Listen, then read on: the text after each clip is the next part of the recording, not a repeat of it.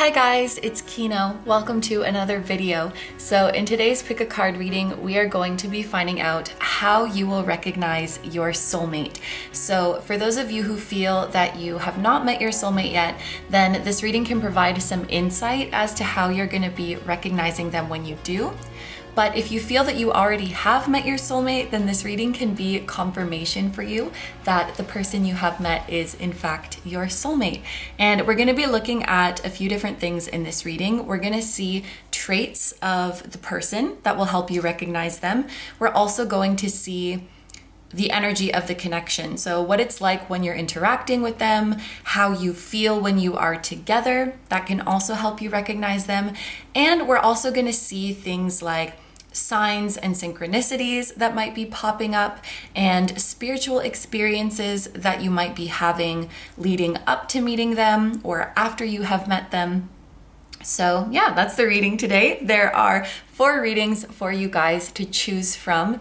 And on top of each oracle card here, I have put a different bracelet to help you pick. I'm going to show you each of these up close one by one, and then please pick whichever one you feel drawn to the most. Number 1 is Howlite. Number 2 is Gold. Number 3 is Obsidian. And number 4 is Kunzite. Okay, so as always, take all the time you need to pick. You can pause the video if you need to. I'm gonna go ahead and get started with number 1. Hi number ones, so if you guys chose the Howlite bracelet, this is going to be a reading all about how you will recognize your soulmate. And here is the full breakdown of our reading today. We're gonna have this reading here on YouTube as well as an extended reading. So over here on YouTube, we are gonna see traits of your soulmate that could help you recognize them. So like physical or personality traits, could also be astrological placements. Then we're gonna look at the energy of the connection. So what your interactions are like, how you feel when you're together, and then some other signs, synchronicities, or other spiritual experiences that might help you recognize this person. And then in the extended reading, we are gonna flip the question over and see how will your soulmate recognize you. And we're gonna see, do they perhaps already recognize you, or do they feel the connection to you? So this will apply whether or not you have met them in the 3D. We want to see if they recognize your energy or feel the connection with you. And then at the end, we're going to get a message directly from your soulmate. And I just saw 111 on the camera timer. So that might be a way actually that your soulmate's higher self communicates with you, is through repeating numbers, especially repeating ones. But yeah, that is the reading for today. So let's get right into it. We are going to start by seeing the traits of your soulmate that could help you recognize them. So I have one tarot deck here that is divided into major arcana, court cards, and then the rest of the minor arcana. We're going to take one card from each of these piles, and those 3 cards together will make up the energy of your soulmate. I do want to mention that I'm a bit distracted because I have a very strong visual of a waterfall that just is in my head really vividly right now. Okay, starting off with major arcana. Hello group number 1's spiritual team. Can we please get a major arcana to represent their soulmate? Oh, we are starting off with the Empress, very sweet energy. And then a court card. A court card to represent group number 1's soulmate. We have the Knight of Hearts. Oh, with the keyword romance. This is the Knight of Cups. And then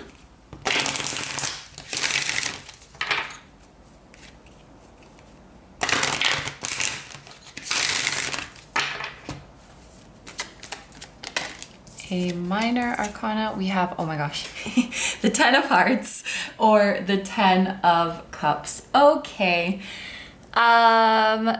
very first thing coming up super, super clearly about your soulmate group number one, and I think this actually applies to you as well, is that this person has the most gigantic heart ever. I'm looking at this person's body with hearts all over it, and it's like everything I do is done with love, or everything I do is done for love. Love is the most important thing. Love is all there is. Like, this is someone who has so much love in their heart, and they also love love. They really believe that love is the way. This is someone who is incredibly kind and compassionate to everyone that they meet. This is someone who has understanding for everyone they meet. So they're not the type to judge or to put others down. They understand that everybody is on their own journey, and they try to always be like understanding or accepting of others as much as they can. I think this could also be someone who, like, family is very important to them, whether that's like their biological family that they came from, or their chosen family, or the family that they will create. Family, friends, their loved ones are so, so, so important to them. This is someone who is incredibly loyal and trustworthy as well. They have a nurturing instinct to them. Like, I think it brings them a lot of joy to care for someone that they love. It brings them a lot of joy to like pour love onto something or someone and watch it grow. This person could like taking care of children or animals or plants. It's just that idea of nurturing something and watching it thrive under your care. They have that kind of nurturing instinct to them. I think this is also someone who's incredibly affectionate in all ways, you know, verbally affectionate, physically affectionate, emotionally expressive. They're very, very warm in that way. I would say that this person is quite snuggly too, and it looks like they're very romantic. We have like literally the word romance here. The Empress is so full of love too, and it's ruled by the planet of Venus. So this is really giving me a nice romantic vibe. This is someone who will like, you know, well, not necessarily, I was gonna say big romantic gestures, but they don't necessarily have to be big and over the top. But you will definitely melt when you are around this person. It seems like they do little like sentimental things for you to show how much they care very frequently, and they really do not hold back on like showering you with love and affection. This is someone that you'll always feel like emotionally close to and emotionally secure with. And actually, I should mention, we do have Venus energy here with the Empress, but the 10 of Cups is related to the planet Mars. So this could actually be indicating someone who has like pretty good balance of their masculine and feminine energies. Another thing I should say with the Empress is that this person will be just like drop dead beautiful. Like, if you have a type or like features that you consider to be super beautiful, I do think that this person will have them. Like, you will just find them to be the most breathtaking person. And I also think it helps that they have such a beautiful personality and that they're so sweet on the inside, because you know when like someone is just such a good person and then they appear more like physically beautiful to you. I definitely think they have a bit of that going on. There's something like artistic about them as well, with this Empress being linked to Venus. So they could have a very like elegant taste in art. This could be someone who enjoys the finer things in life as well. This is definitely someone who likes to treat themselves and treat their loved ones. This could also be someone who is doing very well financially, because Venus is also a planet of like money and business and abundance and things of that nature. Yeah, I think definitely enjoys like elegant things, romantic things, the finer things. They could also create art, either for a living or just something that they enjoy doing. But I'm hearing that this person loves art because they love people. And it's very awe-inspiring to them, the beauty that people are capable of dreaming up and creating. And they might enjoy art because it lets them to know more about the artist, or lets them to know more about the human experience or the human condition. It makes them feel closer to their fellow humans. And if this is someone who creates art, it's probably like as a form of self-discovery, that they can discover more about their nature and that they can share love with the world. Like, this is a very romantic person, not just in the sense of like romantic relationships, but just their worldview. They just see the world as such a beautiful place. I don't think they're a sugar-coating rose-colored glasses type of person. I just think their worldview naturally is a little bit more romanticized than the average person. I think this is someone who can look at very, you know, simple moments in their life and see a lot of beauty in it, and see a lot of, get a lot of inspiration from it, just from like the little everyday things, like from the way you smile, or the way their dog is wagging their tail, like just the little things in the everyday. And it's really, really sweet. I feel like this person likes taking photos as well, or they could be a photographer, or they could send you a lot of photos, and that includes memes. You know, like when you are communicating, they might send like memes or gifs, or like use emojis. It's like they like to send those kind of visuals to represent how they are feeling. This could actually be quite a visual person. I'm just noticing the eyes on the angel wings. If this person had a clair, it would probably be the gift of clairvoyance. And maybe they are the most moved by like beautiful visuals and beautiful colors and things like that. And aesthetic might be quite important to them. I sometimes see with the Empress like aesthetics, and maybe that's because of her Venusian Libra-y energy. But, you know, so how the house looks, how things are placed, the presentation of food. I think it's like they really have a knack for visual. They could take care of like little things in their appearance as well, you know, like down to the last small accessory or the small strand of hair. Like detail oriented when it comes to beauty and aesthetics. Like they have a really good eye, it seems. And speaking of eyes, what color is this person's eye?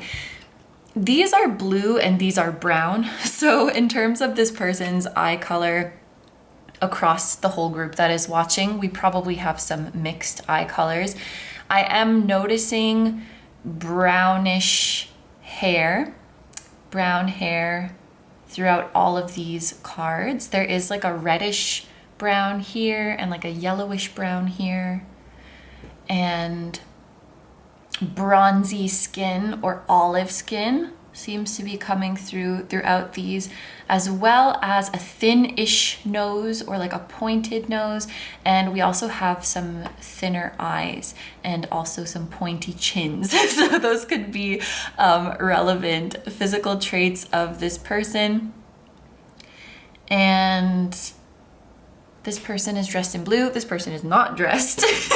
This person could have quite a nice physique. They could look quite good in a swimsuit or quite good in a nothing. And then this person is probably also wearing blue because like this card is blue. So that might be a color that they like. A lot of blue in this card too. 3 and 10 could be relevant numbers. So like March 10th, October 3rd.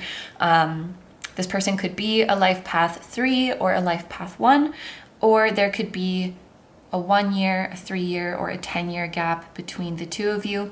Butterflies could also be a relevant sign of this person. So we had repeating ones and butterflies, which are very beautiful signs to be seeing. Is there anything else that we need to know about this person in terms of traits? I think we did speak about this person having a lot of empathy.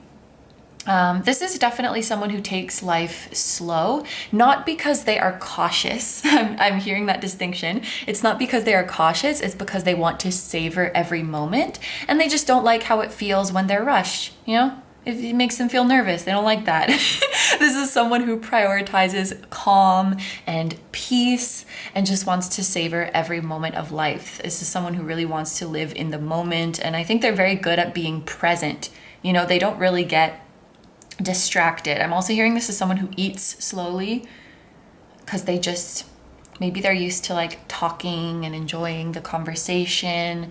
When you're talking to this person, they're not on their phone or like thinking about something else. Like they're very, very present like that. If you have to talk to them about something, they're like, I'm here, I'm listening, what's going on? Just, yeah, very good at being present. And also a very optimistic person. Again, they're not like a sugarcoating type of person. I think they just have a natural optimism about them. And I also think this is very much like a where there's a will, there's a way kind of person. That's it. They recognize that things can always go well, but first, sometimes you have to admit that the current situation is crappy, because if you're in denial about that, then you can't do what it takes to improve the situation. They're like, I always believe that a situation can be improved and that things can turn out good in the end, but sometimes that requires action, and then sometimes you have to acknowledge the negative to take that action. So they're like a realistic optimist. That's how they're coming through. So we spoke about, there's Taurus and Libra energy here, Pisces energy here, specifically Mars in Pisces. And then we have water sign vibes here. So Cancer, Scorpio, and Pisces. But I think that is it in terms of their traits. So I actually have some, let's go in with our clarifying oracle cards now. So, these are upside down. To clarify the Empress, we have the Magician and the Mirror. Actually, I don't know if these are going to be clarifiers. They might just be additional information, but we'll see. Under the Knight of Cups, we have Pillow Talk. And then we have Confidence. And I don't know what that says, but anyway, this might be relevant for you guys, some of these words here.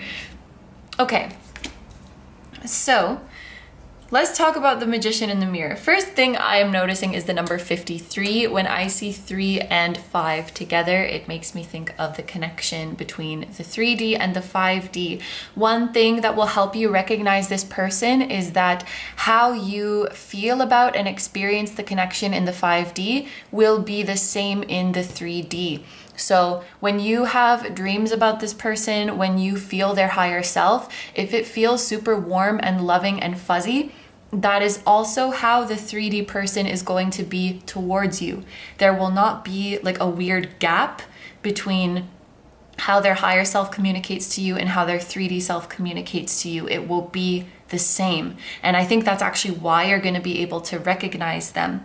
And that's beautiful, because that lets us know that this person in the 3D is very strongly connected to their higher self, and they act in alignment with their higher self. And that's also so beautiful, because it means their higher self is also this just huge-hearted, loving, romantic being. And I love that so much. I feel like when I imagine, or actually maybe this is their higher self coming through, but it feels like this rainbow, like this beautiful rainbow color. You know when you blow a bubble and it, like, the sunlight hits it and you see all those beautiful rainbow colors?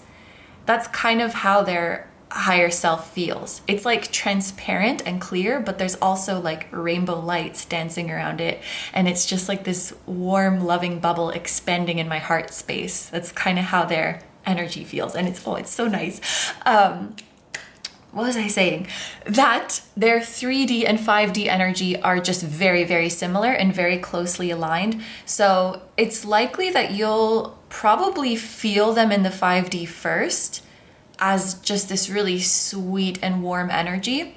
And then when you meet the person, they also come towards you with the exact same like sweet and warm energy, that signature sweetness of your soulmate. And you're like, yeah, this is unmistakable.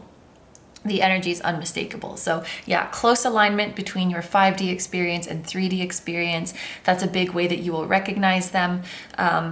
With this being the Magician, it's very likely that you manifested this person. And I'm also hearing that you can ask for a specific sign. I know that, we said in this reading, I'm going to tell you the signs that you will see.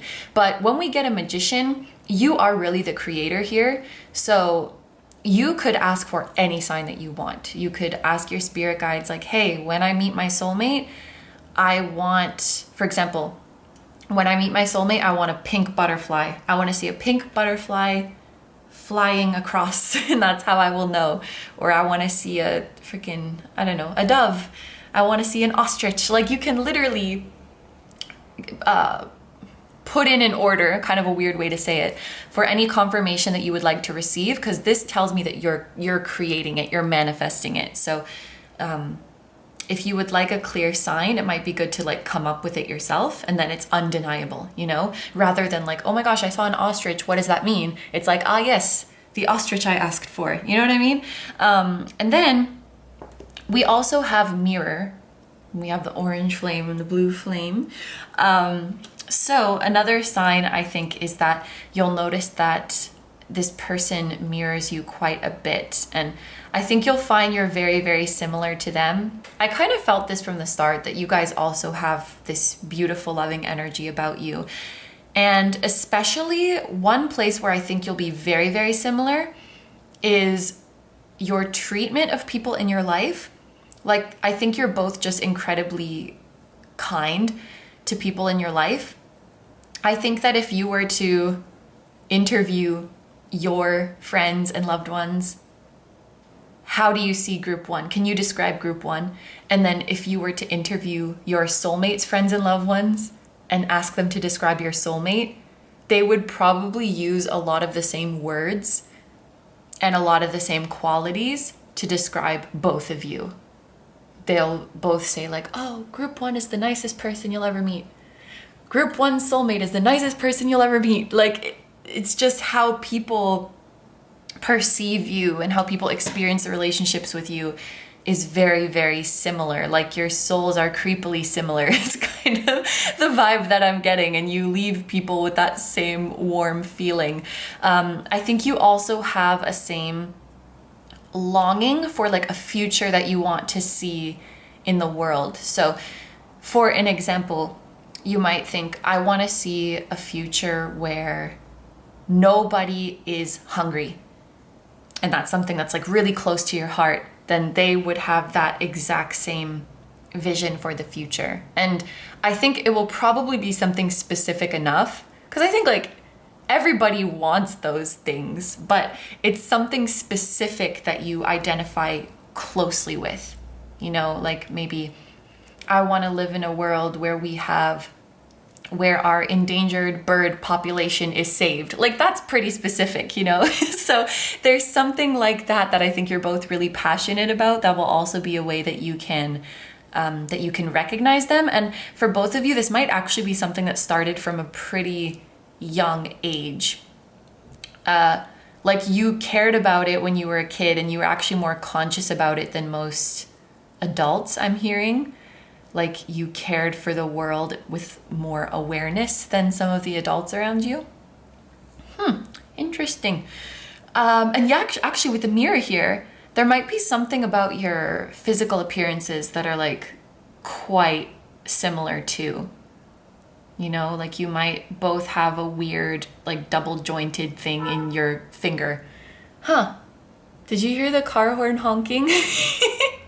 So confirmation about, I don't know if abnormality is the right word, but you might have a similar physical, let's say, variation.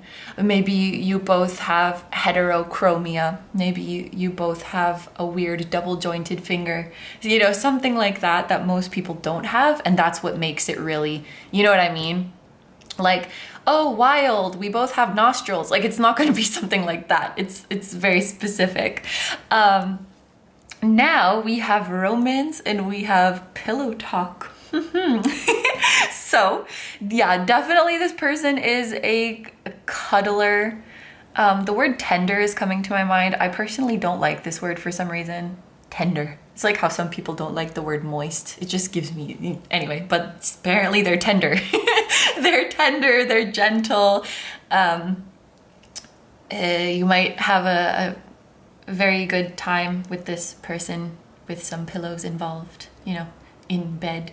Don't demonetize me, please.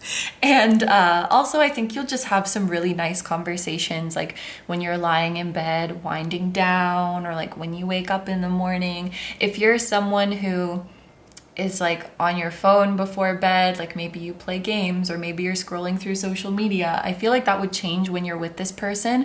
Like when you're winding down, when you're getting ready to go to sleep, you're more just like cuddling and talking about your day or talking about deeper things and just like enjoying each other's presence. And that's not to say there's anything wrong. Like I'm on my phone before bed sometimes. I like to play games before I go to sleep, or I like to read. Like there's nothing wrong with that, obviously. I just think that when you're together, you would naturally more gravitate towards having, like, engaging with each other, talking with each other. And if you are like a sexual person, if you like to be physically intimate with people, I think that it's like a whole long experience, because there's like a lot that comes afterwards that's just like cuddling and talking. And so, yeah, it's like a longer experience that you savor. That is what it seems like. So finally, to clarify, or just happens to be under, I'm not sure yet, this 10 of Cups card, we have confidence. And there's another car horn honking. What is up with people today? But thank you for letting me know this is important. I think that, well, to read it very literally, I do think that this person is confident, but I think that this is really reinforcing their optimism. I think this is someone who deep down does believe that people are inherently good, and that maybe they stray away from that as a result of fear or trauma or like insecurities getting the better of them. And I think they strongly believe that no matter where anyone is at in their journey, they can come back to that light and come back to that love that is within them. Going way back to the start of this reading, I think this is someone who believes like everything is made of love, like love is where we come from, love is where we can come back to. And I think this confidence is talking about the firmness of their belief, and also the firmness of their belief that everything can always turn out well. There's always the possibility for a positive outcome for all. I think this is someone who they've cultivated a really strong like inner peace and inner source of joy, that there's not a lot on the outside that can shake that or interfere with that. It's the type of person, if someone were to come and throw BS at them, you know, like insults or jealousy, or try to, you know, corrupt their spirit, all this negativity will just bounce off of them. It cannot even permeate them, which is so cool, because their energy came through to me as like this transparent, clear type of vibe, and yet BS cannot permeate it. Very cool. So, shall we get into the tarot now? Anything else you guys need to know in terms of how you can recognize this person? I'm also thinking, we have a lot of hair colors. We have brown hair. I was gonna say black hair with this, but Mr. Magician over here is rocking some white hair, so.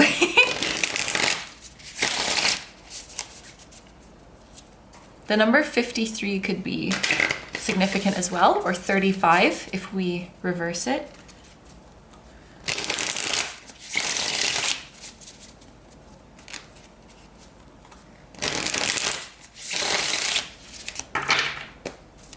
Okay, what else does group number 1 need to know so that they can recognize their soulmate? We have the 3 of Cups. Celebrations, friendship, collaborations, community, circle of support, social events, creativity, your place of shared joy. And this is more water sign energy, like we spoke about before. This is Cancer energy, specifically Mercury in Cancer. We have the King of Cups, more water, devoted, emotionally mature and balanced, intuitive, compassionate, supportive, and empath.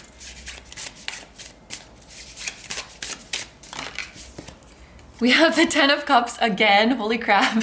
Happiness, divine love, blissful relationship, harmony, alignment, family, love and support, fulfillment, emotional stability, and domestic joy. And then we have the Five of Cups. So everything is cups. Water sign energy coming through super, super strong. When one element is coming out a lot, it can also mean that you are the same element, or like you have a lot of the same element. So maybe you are both fire signs, or maybe you have a lot of earth placements in your chart and they have a lot of earth placements in their chart. It can be something like that too. Water or cups cards, I mean, can also relate to the season of summer. So this summer coming up could be an important time for this connection, or maybe this is someone you met in the season of summer. Wow. So Cancer, Pisces, Scorpio, all of the water signs are coming through. Crazy. That can also indicate a very strong psychic connection between the two of you and a very deep emotional bond. But starting over here with the Three of Cups, the keyword that stood out to me the most was your place of shared joy. So it's almost as if the two of you have the same happy place. And maybe this happy place is where you guys will meet. So maybe your happy place is in a gym, or in a studio, or in a library, or in a cafe, or in a park. Like where you feel the most happy and the most at peace. I think this is where you will meet them. If you have not met this person yet, going to your happy places, which I think you will just naturally go to, could be a way of meeting them. It's also quite likely that either you will meet through a mutual friend, or like a mutual person that you both know, or after you meet, your social circles will kind of merge. I just saw 3030. So yeah, the 30th of a month could be significant. So like you could meet through a mutual person, or like after you come together, your friends become their friends, and like your families like each other. Generally what I see with the Three of Cups is that your social circle loves their social circle and vice versa. It seems like you will meet in an environment that, how can I say this, is, wow, I'm just like blanking out. Meet in an environment where the purpose is some kind of celebration or fun or merrymaking, you know? So like a party, a wedding, a mixer, a night out. It could have to do with work, but I feel like the main purpose of the event is just to mingle and to have fun. It's like a light-hearted event. You could meet this person at night as well. No, don't drop it. You could also meet them on a full moon. We have a full moon here, a full moon here. And yeah, collaborations, community. Since you guys have a similar passion, you could also meet them through some kind of community work or volunteer work that you're doing. Or like a fundraising event, like an event that's happening for a cause, you know? Or an event where creativity or art is being celebrated. But yeah, with this Mercury in Cancer, it does feel like there's a telepathic situation going on. I was getting the feeling for this group that you will experience this connection in the 5D before meeting in the 3D. And I think another sign when you meet them is that something that they say is going to eerily match a telepathic experience you have already had. So let me think. Let's say you had a dream about your soulmate even before you met them, and there was a full moon in the sky, and your soulmate looked up at the moon and said, the moon looks like a cotton ball. I'm sorry, that's like, it's a dumb example, but like something very specific, you know? They said in your dream, the moon looks like a cotton ball. And then when you meet them, they look up at the moon and say, the moon looks like a cotton ball. You know, it's like a specific line that you're like, holy shit. Or maybe you once looked at the moon and had that very random weird thought and you're like, a cotton ball, like what the fuck, you know? But then they repeat it verbatim. There's something about them repeating verbatim something that you had already like heard, or a download that you had received, and that would be a sign that like, okay, this person is important. I also just like, bangs just came to me. This person could have bangs. Maybe it kind of, you know, hangs over their eyes or like covers their eye or something.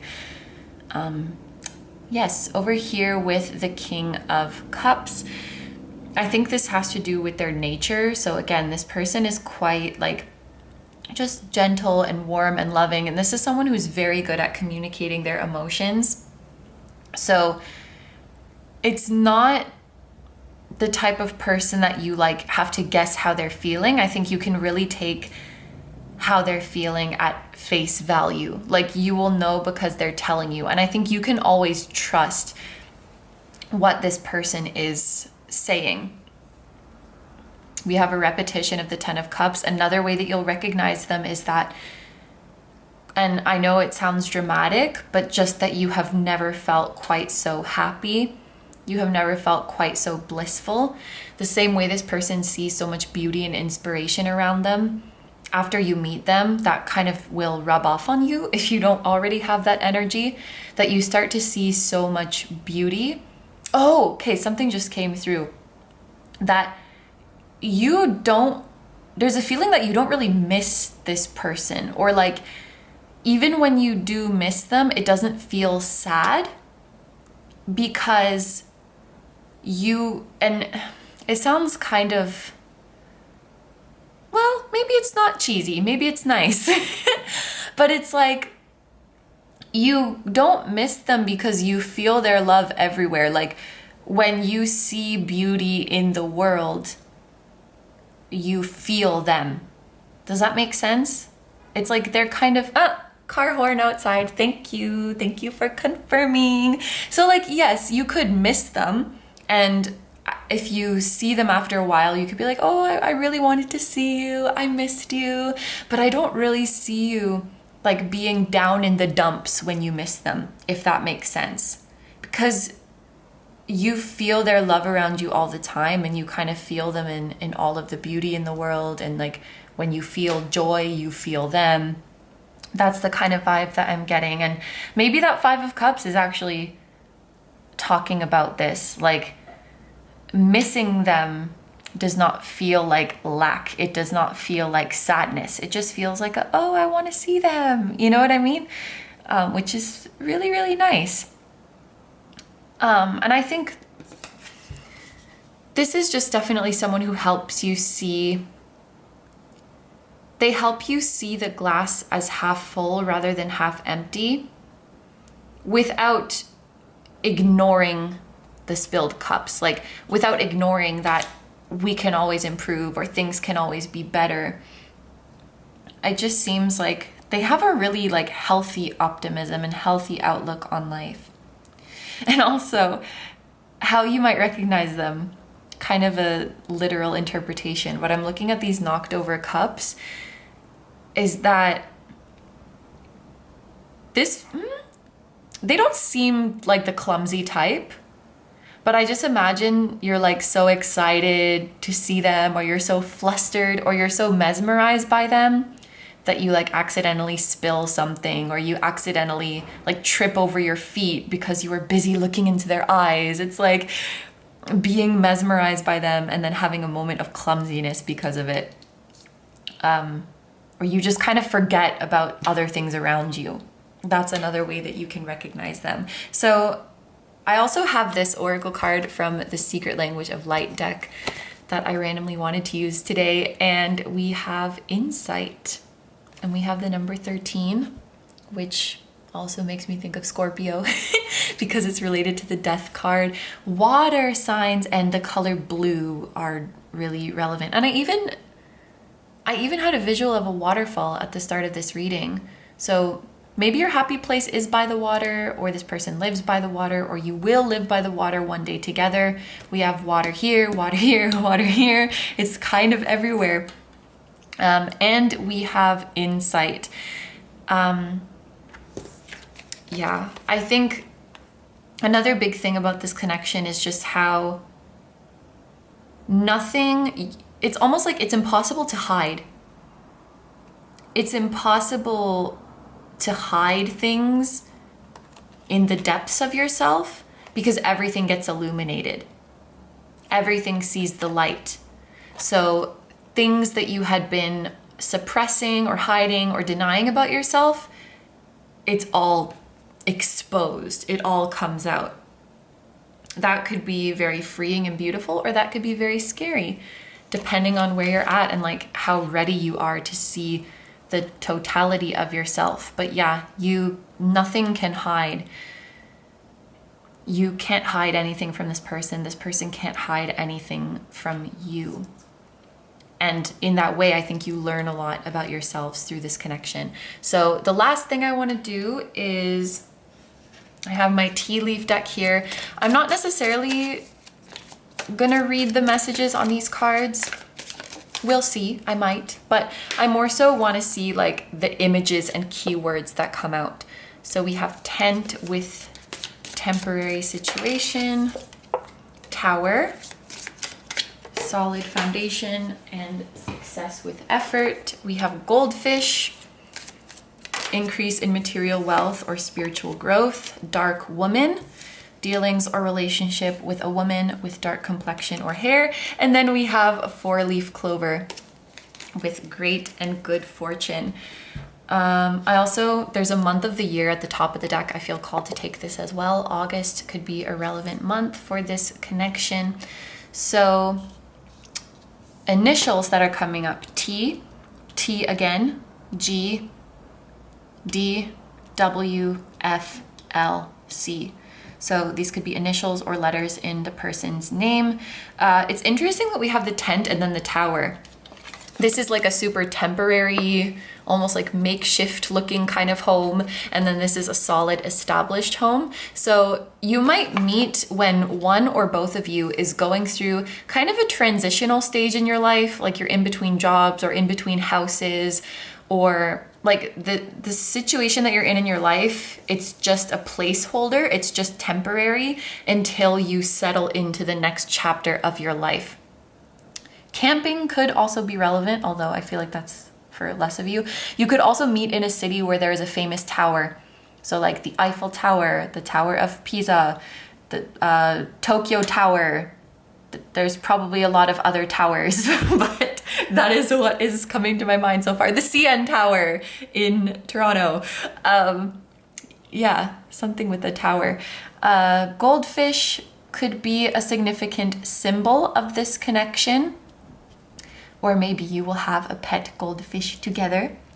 Dark woman, so this person could have dark hair or a dark complexion, and there are those thin eyes again that we spoke about before. It also looks like there's like straight eyebrows, a straight nose, a pointy chin again, and there's a pronounced collarbone here as well. So these could also be traits of your person. And then finally, we have a 4-leaf clover that could also be a relevant symbol, and I think is also like a reiteration of the abnormality or variation that we spoke about, because most clovers have 3 leaves, and yeah, there's like something unusual about both of you guys. I think that will also be a sign that like this is your person. So that is everything. I just saw 4224, by the way, 4224.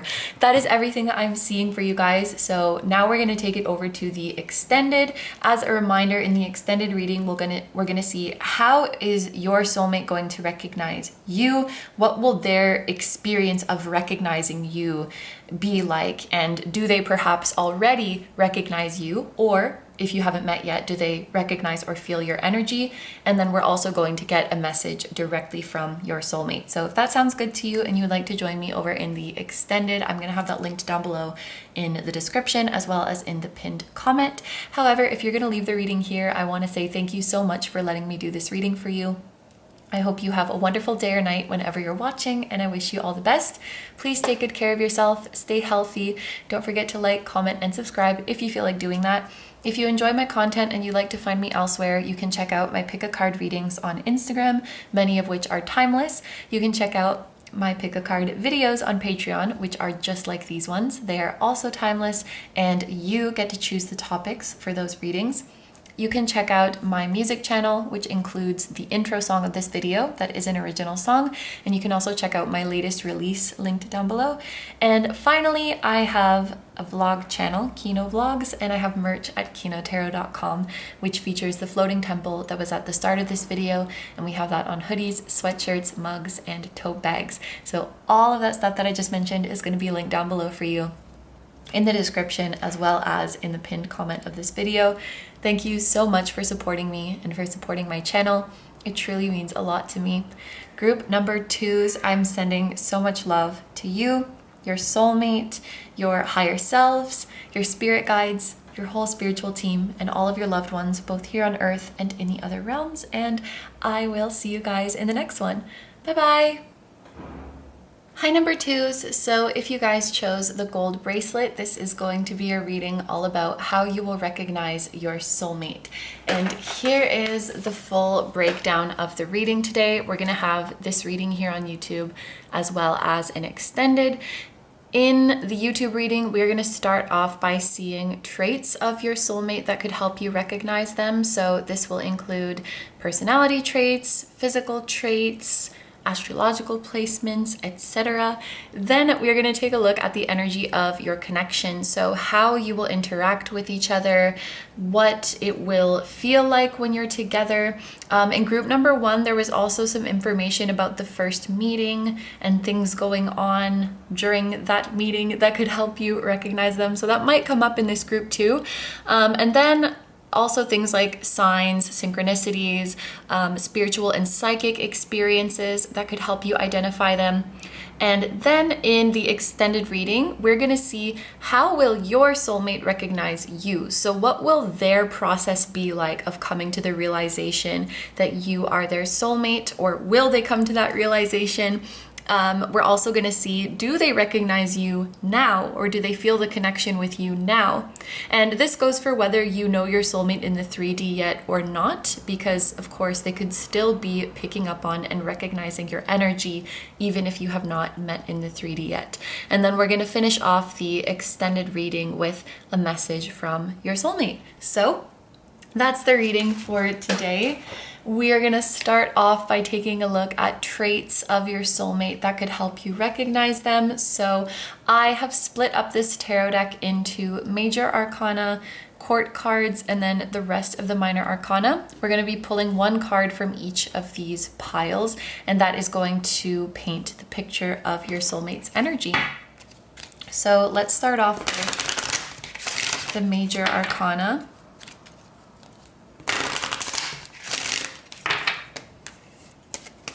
Group number 2's spiritual team, hello.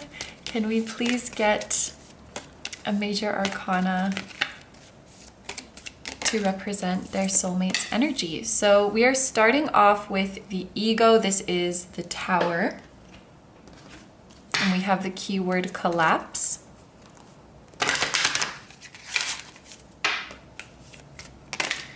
For a court card, we have the King of Stars with Alchemist. That makes a lot of sense. And that is the King of Wands.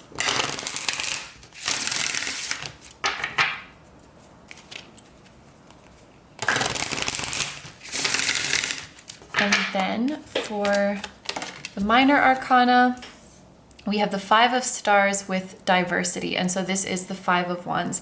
I do want to mention that all of these came out quite quickly. So that could be indicating that something is going to happen in this connection in the near future. When cards come out quickly, it can be talking about a situation that is imminent or like the energy is picking up. This could also have to do with your soulmate's energy in general. They could be someone who acts quickly, who makes decisions quickly, who talks quickly. Could even be someone who walks really fast or there's something about speed that they enjoy. So for example, like maybe they like cars or boats or something that goes fast. Anyway, let's get into the meaning of the cards here. So this is definitely an extremely powerful person. With the ego and collapse here, I would say that this is likely, whether they identify as a spiritual person or not, I do think this is someone who has gone through a dark night of the soul at some point in their life, or had some kind of crisis regarding their identity or the direction of their life. Even with this King of Wands face, it looks like there's cracks in it, like it's gonna fall apart. I think this person has gone through a period of deep transformation and like their ego dying and then them completely reinventing themselves into a more authentic and aligned version. Like they have been through some sort of process of a dark night of the soul and like dismantling their ego and going through an awakening and living more in their truth, which is a lot. Like if you've been through a transformation like this, it really can feel like a crisis. It can be quite scary because like you're questioning everything. But this lets me know that this person is incredibly powerful and strong, and they have a high level of self-awareness. They see their strengths, they see their flaws. They're not ashamed to admit any of it. They don't hide any of who they are. Maybe they did in the past, but not anymore. They're proud of who they are. And there was something else that I wanted to say. Oh, that this person has very strong willpower and they can exercise self-restraint when necessary. They can exercise endurance when necessary. This is someone who doesn't give up easily, especially when they're really passionate about something or when someone they care about is counting on them. They are, I'm trying to think of the opposite of fickle, you know, like someone who will stick around through thick and thin, someone who will stick around no matter what. They have a rock-like presence. This is how they are coming through. There's something penetrating about them too. Like they will see something through to the very end, and they are not afraid to go to the depths of their shadow and look at their ugliness. They're just they have a depth about them. They have an intensity about them. I think this is also someone who, because they're able to withstand adversity and they're able to withstand tough conditions, they can pretty much turn anything into gold because they stay there long enough to make something happen and they work hard enough to make something happen. They can take the most dire of circumstances and like turn it into riches and turn it into fortune and turn it into joy. That is like their gift as an alchemist. And I know this says diversity, but I'm thinking of it as adversity and their ability to withstand adversity when necessary. When necessary. They're not going to stick around in a situation that is uncomfortable and that is not serving them. But I think that this is definitely someone who has made discomfort their friend and who has made adversity their friend.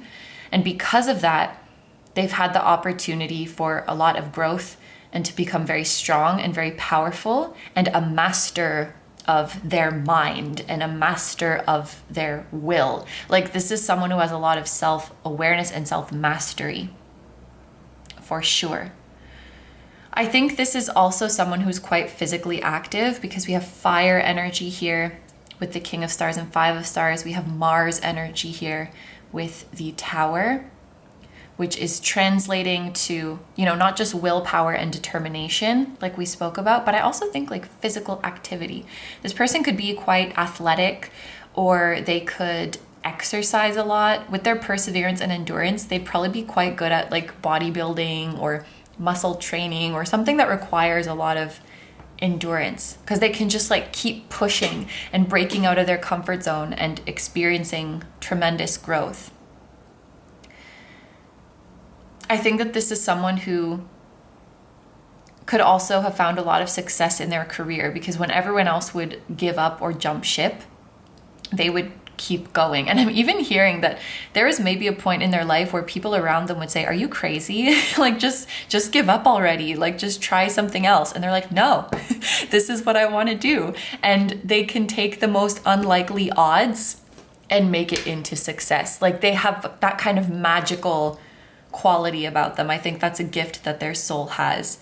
And I'm also hearing that you would always be safe with this person. You would always be protected. They would never let anything bad or dangerous get near you. They have a fierceness in them that comes out. And I keep wanting to say when they have to. It's like they have all of this intense, fierce energy, but they use it discerningly when they have to.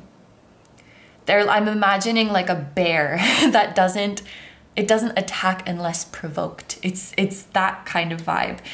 So they could actually be quite laid back and mellow and chill person, but then when they need to let out that fierce energy, like, they let it out, you know? Like, I'll be happy and chill until you hurt someone I love, or until you cross me. It's like that kind of vibe. I'm thinking of Battle of the Larynx by Melanie Martinez, Stream Portals. It's like, there's a line in the song, it's like, I'll wreck you if you chase me, but I'll be silent till you cross the line. I feel like this is kind of their vibe. Yeah, there's something quite magnetic about this person. I feel Scorpio energy from them. With Mars here, that's Scorpio and Aries energy. And then we also have fire energy here with these two cards. This is Leo more specifically, but fire signs in general could be significant. Aries, Leo, Sagittarius. What else do you need to know about this person? They are highly independent. This is someone who can work very well on their own, because they can just take initiative. You know, they don't need someone to push them to get stuff done. They don't need to like wait to be told. They just figure out what needs to be done and go get it done. And they're very good at learning on their own. This could be someone who is self-taught in a lot of ways. They're just very good at figuring it out on their own. That doesn't mean that they can't benefit from guidance or direction, but that even if they don't have it, they'll just figure out how to motivate themselves. They'll figure out how to, like, they'll read the instruction manual and assemble the really complicated furniture, or they'll figure out how to fix the printer. Like, they'll just figure it out. They're very handy like that. They're very resourceful like that.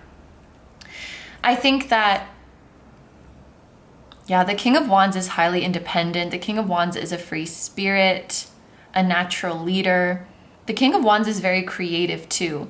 And I think that this person is especially creative when it comes to creating solutions or being resourceful with like the materials that they currently have. Like, they'll just take what they have and figure out a way to make it work. And that does take a lot of creativity, you know, not just perseverance and determination, but also, you know, they have to be imaginative.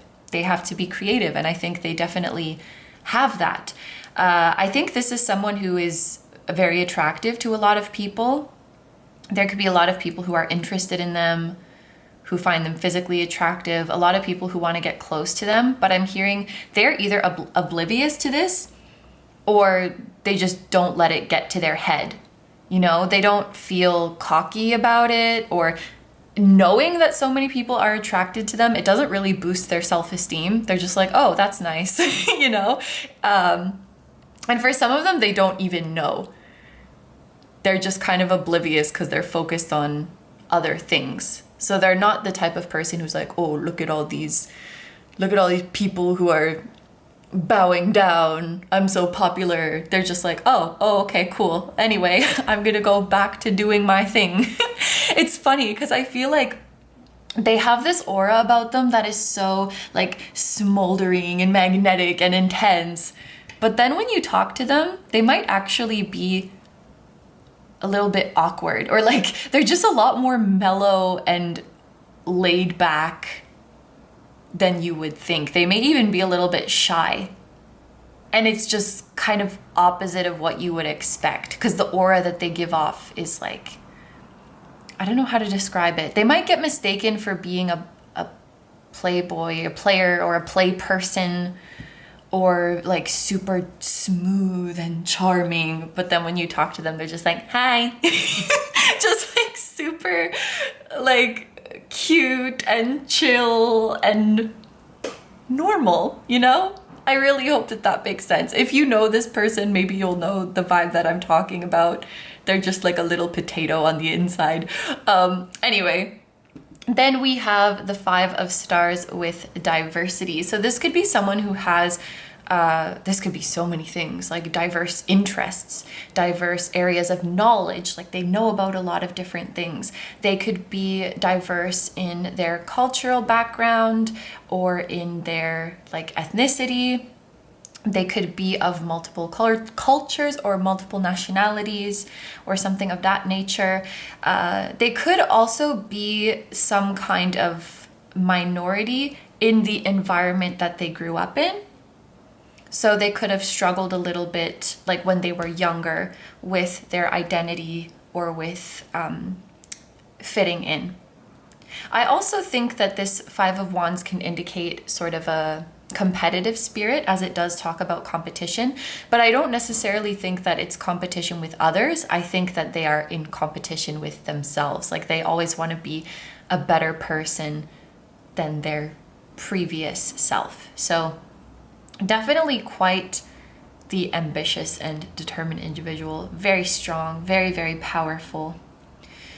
In terms of physical traits, I mean, I think these are spirits rather than people. So this is what we have so far in terms of hints of what they look like. We might see more in the cards that come out, but of course, with this being a king, there's like masculine features. This person, if they're a man, they could have a very masculine look. If they are not a man, then they could have just more like pronounced features or angular features. It looks like this person they have nice lips, at least I think so. And I see some pronounced cheekbones, a smaller forehead, not a lot of space between the eyes and eyebrows, a thickish neck.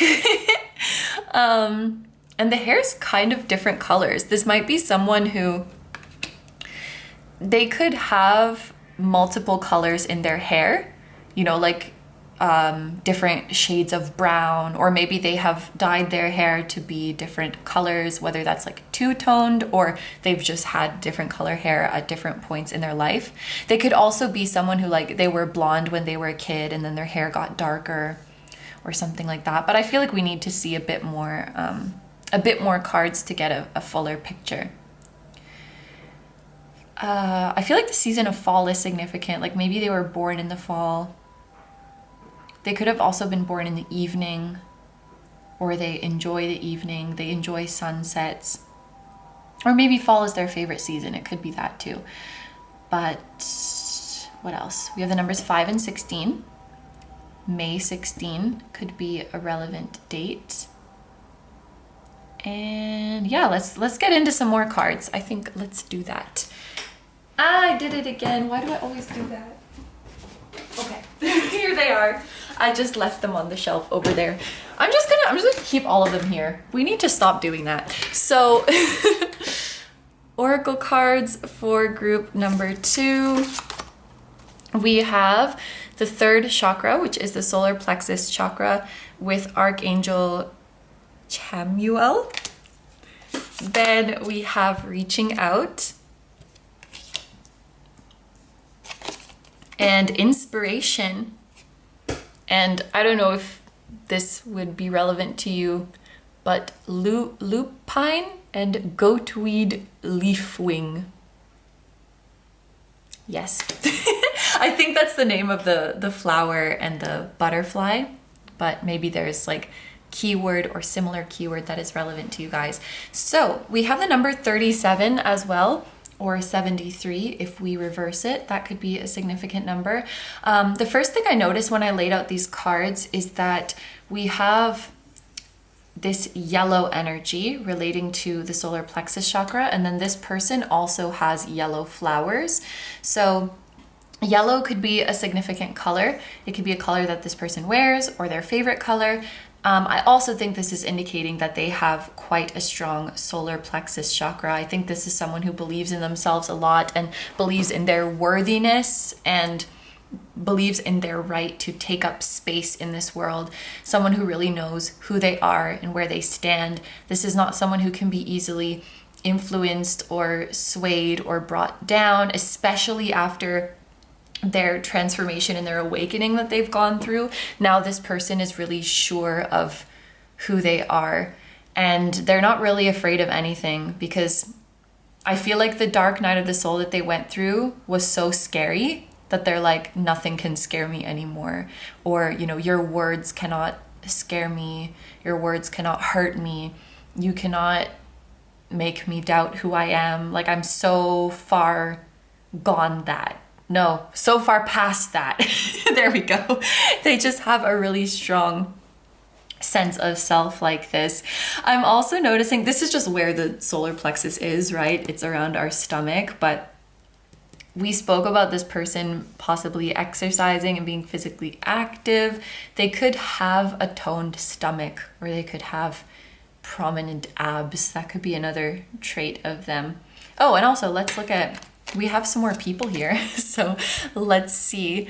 This person could have curly or wavy hair. And if they are someone who grows facial hair, then they could have facial hair, because we see that this archangel has a mustache and a beard.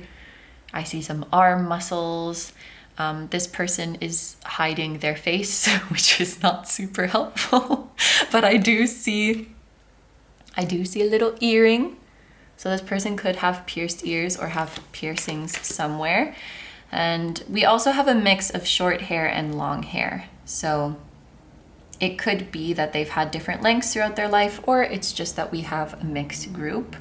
We also have like mix in terms of light hair and dark hair.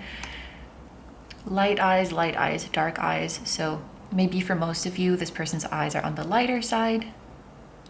And this person probably wears clothing for comfort as opposed to fashion, and maybe more loosely fitting clothing and more just like plain-ish colors. It seems like they're not really trying to make fashion statements, which that's so cool, because I feel like they're just minding their business, not trying to stand out, and yet so many people are attracted to them. It's just like, it's just a vibe that they give off. It's just natural. They're just born with it, you know? I also think the fact that there's a shadow on this card, it just really shows how much they have gotten acquainted with their shadow. Yeah. If you dream about this person, I do feel like you'll dream about them before you meet them, but you might not be able to see their face or see what they really look like. It's just an energy that you feel. And it's funny because in group 1, it came through that like how you experience this person in the 5D and how you experience them in the 3D is like really, really similar. But for this group, I feel like it might be kind of different, because in the 3D, they just have that intense, mysterious, like dark kind of vibe to them. But their soul is just very, I don't know how to describe it, very chill, very down to earth, very laid back, silly, So when you feel their higher self, it's probably more like that just chill and natural energy. It doesn't feel like that dark, smoldering energy that their 3D self gives off. So I feel like you might not recognize them as soon as you meet them. I think it's something that will dawn on you over time as you get to know them more, and as their true self starts to come out in the 3D, then you realize that it is the energy that matches what you have felt in your dreams. And I also don't know if there will be many visual cues to recognize them, because it seems like even if you did have a psychic experience of them, you're not really seeing them. Or if you did dream about them, it's not necessarily how they look in real life. This could be someone who looks different as well than the usual type that you go for. If you do have a type or like certain features or physical appearance that you usually like, this person could look kind of different from that, and yet you feel very attracted to them. I think this is someone, when they let their guard down and when you get to know them more, they're extremely funny. And so you guys might have, first of all, I think they're going to make you laugh a lot, but you'll have the same sense of humor, especially a sense of humor that is niche or weird. Like my sister and I, we have very, very similar senses of humor, in that if I show a video to friends or my partner, they won't laugh, or like they'll just kind of be like, haha, or they'll laugh because I'm laughing so hard. But then if I show my sister, like we just get it, okay? We just get it. So I think that you and this person, like there might be, okay, I just had this example. You're somewhere with a lot of people and something happens and nobody laughs because it's not inherently a funny thing, and both of you are just like dying laughing at this just random, normal, unfunny thing that happened in a setting. I'm trying to think of like, I don't know, like let's say you're at a restaurant on a patio and then there's a seagull eating French fries and nobody's even giving a shit and you guys are just like dying at this seagull. Just one example, but like it's that kind of situational humor that I think is the same for both of you. Yeah, I hope that makes sense. With reaching out here, another way that you'll be able to recognize them is that this is someone who is not, they have no problem texting first. They have no problem double texting. And I think this is someone who's actually very good at like replying and keeping a conversation going. And they will probably check on you throughout your day. Even if you're not together in an official relationship yet, they'll probably be texting you like, good morning, I hope you have a nice day. And at the end of the day, they'll be like, hey, how was your day? Or if you told them you had a presentation on Wednesday, like they'll text you on Wednesday and like, hey, how did that presentation go? And that's because they like you. That's not necessarily just who they are as a person. Like, oh, me? No, I'm just a really good texter. I'm just really thoughtful. It's like, no, it's because I like you that I keep checking up on you. So yeah, they definitely don't shy away from reaching out to you. I even think that if they were going through something, or if they were just going through a period where they were going to be away from their phone or just couldn't really talk to you that much, they would probably let you know in advance, because just this person is really into you and they want you to know that. So if they were ever in a situation where they couldn't be responding to you as much, they would make it super clear, because I don't want you to think it's because I'm ignoring you. And so I'm going to proactively make sure that you know that that's not why. Yeah, that's like really important to them. And it makes sense with their personality. Like when they want or like something, they just go for it full-heartedly. And so it's the same with you. Like they'll be really, I guess assertive is the word. Like they'll assertively make it known that, you know, I like you, I'm into you. I'm thinking like if they were on The Bachelor or The Bachelorette, they would be that one contestant that is hogging The Bachelor or The Bachelorette on a group date, because they're like, I don't care about all you other contestants, like I'm here to win this person's affection, so I gotta make my presence known. They're like that kind of person, very forward, definitely not shy about making the first move, and they're not afraid of rejection either. So I think they'll be pretty upfront with how they feel about you, because they're like, okay, the worst thing that could happen is group 2 rejects me, and then like, that's okay, I'll just keep pushing. You know? So yeah, they're not afraid to make their feelings known like that. And you know, we had that message of speed, so they will probably figure out pretty quickly that they like you, and they'll be inviting you out, they'll be reaching out to you. Very forthcoming, that's the word.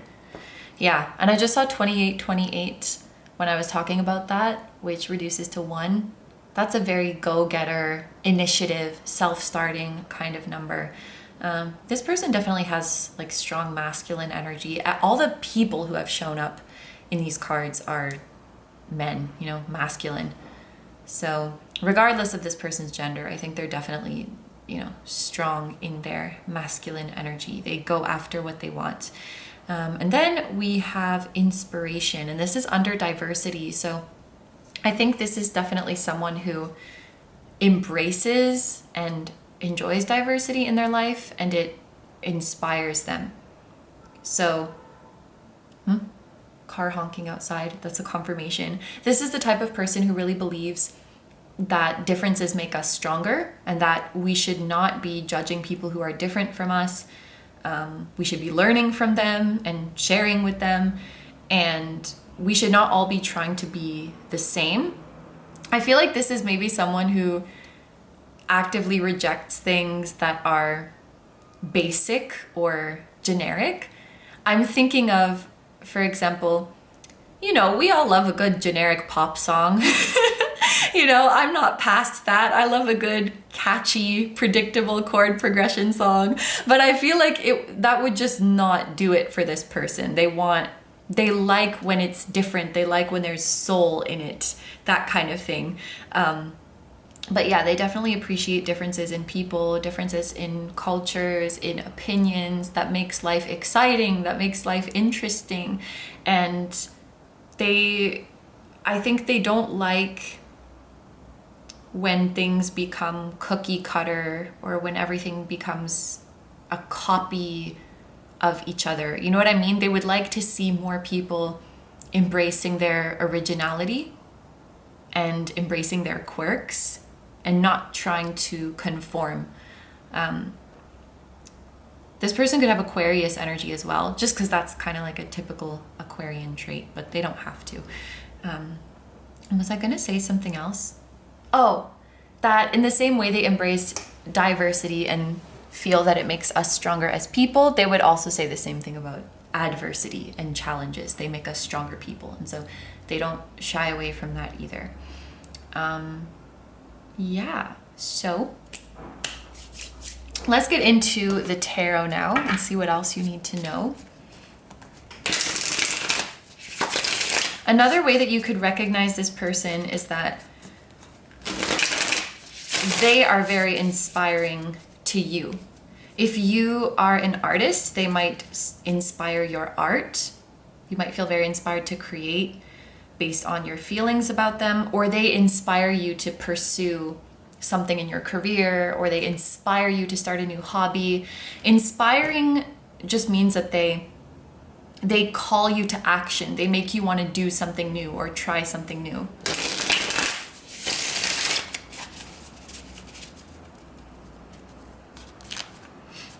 I also think that you'll probably meet this person at a time when you're not really looking to catch feelings. You're not really looking to meet someone and fall in love.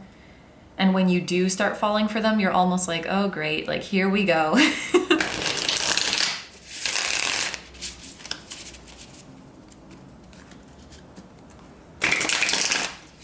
I think there's going to be another area of your life that you're highly focused on when you do meet them and start developing feelings for them. And it's kind of like, really, universe? Like now? You're gonna bring them in my life now? Why didn't you bring them in when I had a lot of free time and nothing else to think about?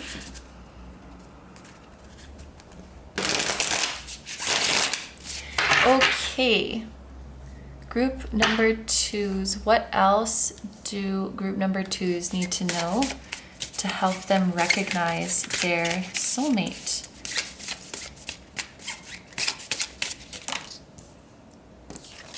We have the Emperor, so more fire energy. We have respect, leadership, father figure, divine masculine energy, exactly. Structure, authority, stability, control, discipline, and focus. And it's funny too, because the Emperor does make me think of someone who has a hard exterior, but then is like soft and squishy on the inside. We have justice as well. Justice, fairness, universal laws, karma, cause and effect, truth is revealed, legal, truth, accountability, and consequence. The Magician, wow, 3 major arcana in a row. Manifestation, focused creativity, skill, turning visions into reality, inspiration, willpower, desire, resources, and ability.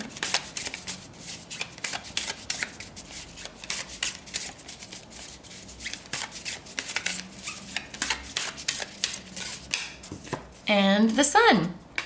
Oh my gosh, 4 out of 4 is major arcana.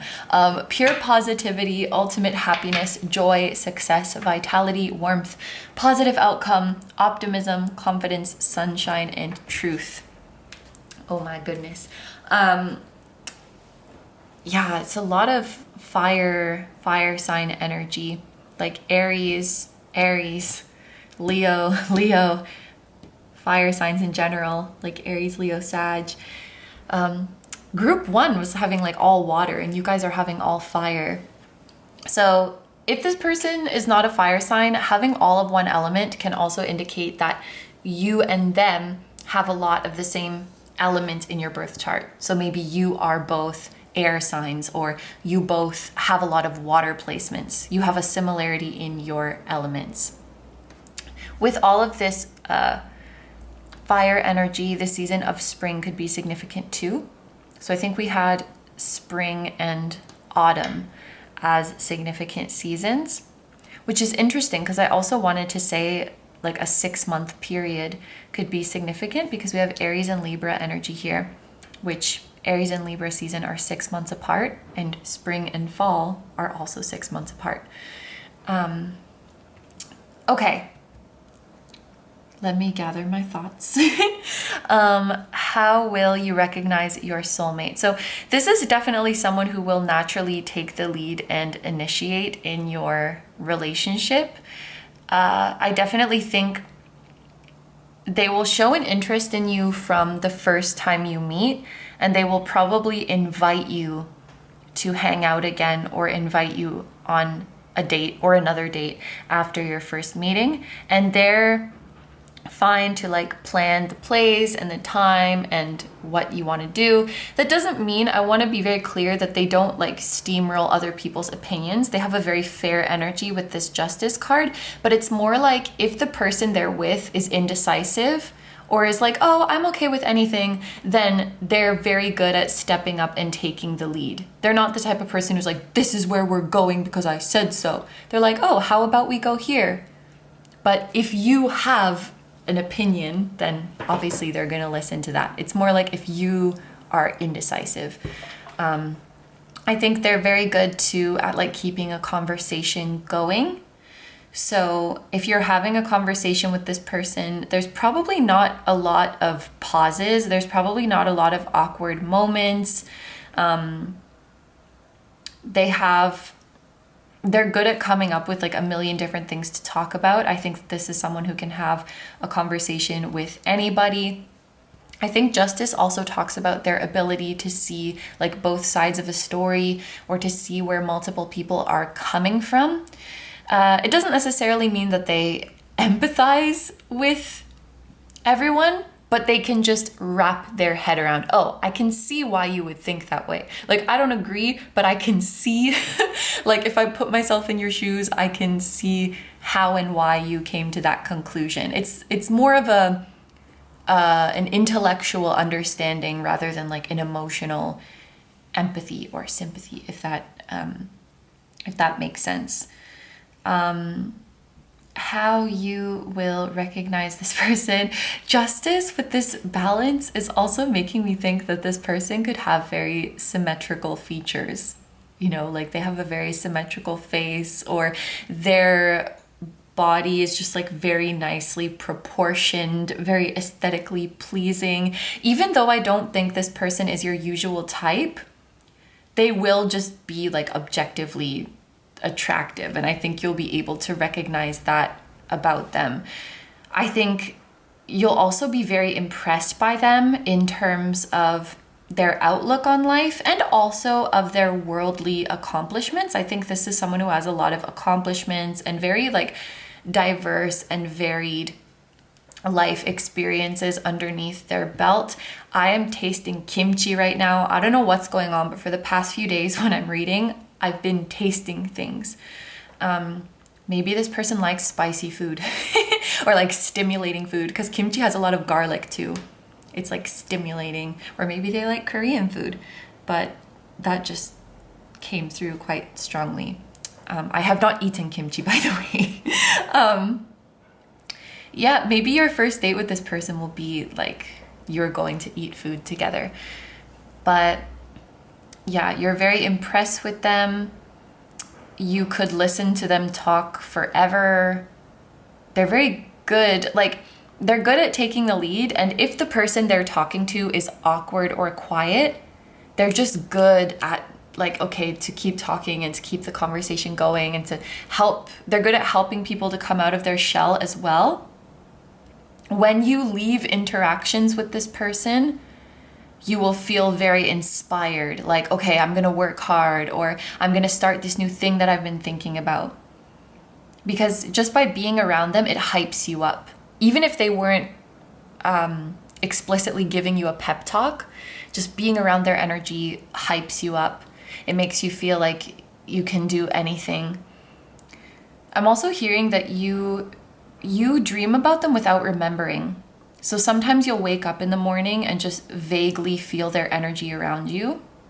And that's because you dreamed about them and maybe you just don't remember. They're kind of elusive in the dream world, aren't they? They don't show their face and sometimes you don't remember them. Their higher self is kind of subtle, I have to say, with the signs and synchronicities. So if you don't see a lot, it's not because they're not around. They're just being subtle. I'm hearing they're like, I just want you to meet me. I just want you to meet me and then you'll see. And then you'll see what I'm like. Just meet me first. What else? So we spoke about the Emperor, Justice, the Magician. With the Sun, okay, yeah, I think the Sun also has to do with your humor. You could have similar childhoods, like a similar upbringing, or you had very similar personalities as children.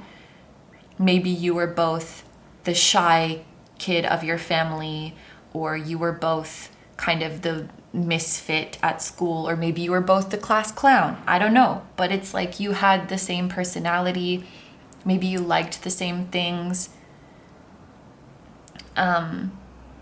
Definitely same sense of humor. And also that you don't feel nervous around this person. You can just immediately be corny and cringe and silly around them. And okay, we're gonna get into this, but yeah, it's so funny because it's like opposite of they look intimidating on the surface, just something about them. It's like intimidating and mysterious. But as soon as you start talking to them, you're like, oh, they're just incredibly like chill and sweet. And then you can just be like your silly, cringy self around them like right away. I think your inner child really likes this person too. So a lot of the ways that you recognize them, it has less to do with signs and synchronicities. It has more to do with how they make you feel. How they make you feel and how they act, that you are just so impressed by and inspired by and just so enamored by. And with all of these major arcana coming out, this is definitely a very, very high level soulmate for sure, like the one. I also have this Secret Language of Light Oracle card, and we have grounding. Yeah, this is like a very close member of your soul family with this tree here. And yeah, I think a lot of the ways you recognize this person, it's not stuff going on the 5D. It's like how you experience them in the 3D, how you get along together, how they make you feel. I think you also just feel very grounded and very safe and secure when you are with them. You just feel completely comfortable. Completely comfortable. Yeah. So to finish off this reading, we're gonna look at some tea leaf cards. I may read the messages, I may not, but these could be other little signs, other little things to look out for so that you can recognize your soulmate. We have older man, dealings or relationship with an older man. So your soulmate could be older, they could be a man, or they could be an older man. We have some facial hair again. Also, it looks like this person's hair is like swept back, perhaps into a ponytail. This person has longer hair and facial hair, longer hair and facial hair, longer hair. So maybe this person does have longer hair. I just dropped a bunch of cards on the floor. Oops. Okay.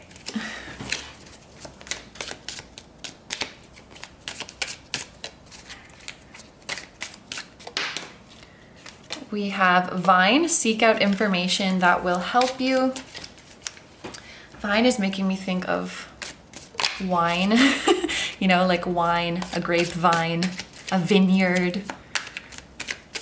Also the old video sharing site Vine, which is kind of like TikTok. We have Wreath, sorrow over a loss. So this could be someone who has gone through great loss in their life. Maybe they have someone very close to them that they have lost.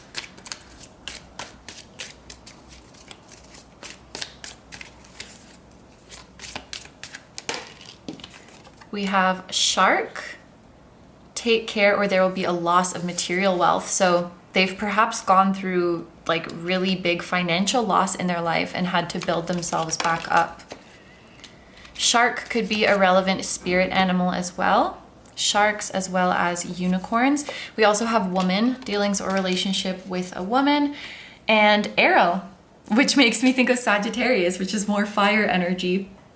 You are on the right path regarding some aspect of your life. So you're definitely on the right path to meeting this person or coming into union with this person. The last thing I want to look at is letters. That could be like this person's initials or letters in their name.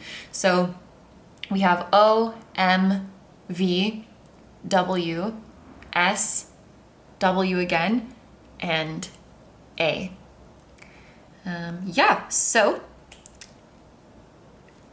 Yeah, and I feel like, because we have man and woman, but the man is older. So I don't know what your genders are, but if there is a man in this relationship, I think the man will be older. But yeah, those are all the messages, I think, group number 2. And I just saw 4646, which also reduces to 1. This person could be a life path 1, like 1 is coming up a lot, or it's just indicating their very masculine energy. 1 could also be a number that you see with regards to this person, but yes, that is all. So we're gonna take it over to the extended now, and we're gonna see how will they recognize you.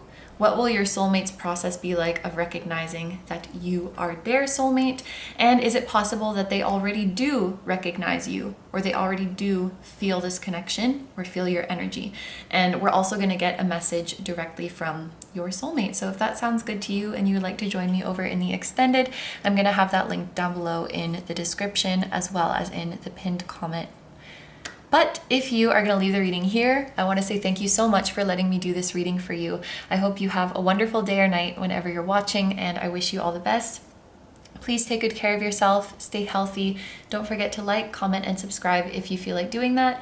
If you enjoy my content and you'd like to find me elsewhere, you can find my pick a card readings, not videos, pick a card readings on Instagram, many of which are timeless. You can find my pick a card videos on Patreon, which are also timeless, and they are just like these ones, except for you get to pick the topic for those videos. You can check out my music channel, which includes the intro song of this video. That is an original song. And you can also check out my latest release linked down below. And finally, I have a vlog channel, KINO Vlogs, and I have merch at kinotarot.com, which features the floating temple that was at the start of this video, and we have that on hoodies, sweatshirts, mugs, and tote bags. So all of that stuff that I just mentioned is going to be linked down below for you in the description, as well as in the pinned comment of this video. Thank you so much for supporting me and for supporting my channel. It truly means a lot to me, and thank you so much for being here. Group number 2, I'm sending lots of love to you, to your soulmate, your higher selves, your spirit guides, your whole spiritual team, and all of your loved ones, both here on earth and in the other realms.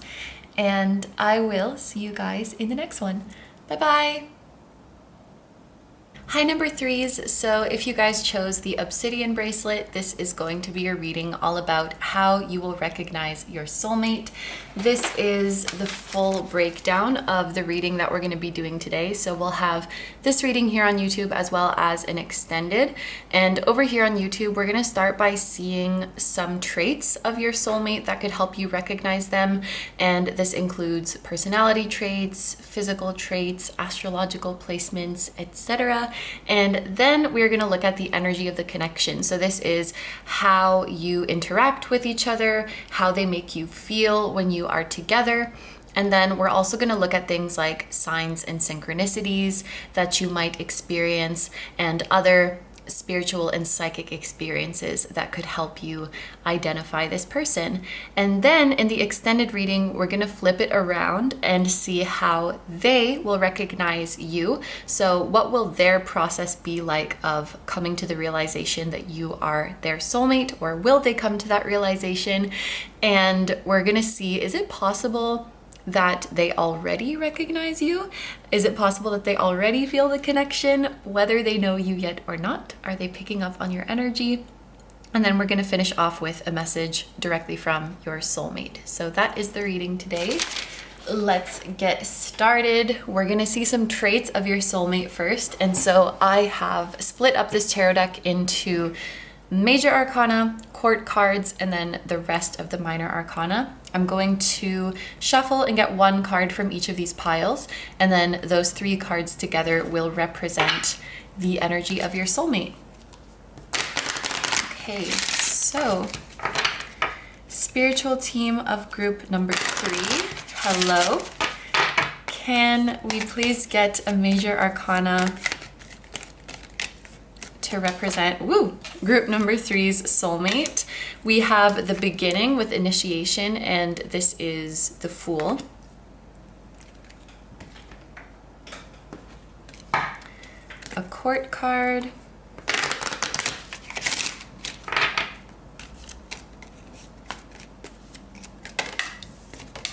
We have the King of Hearts with Healer, and this is the King of Cups.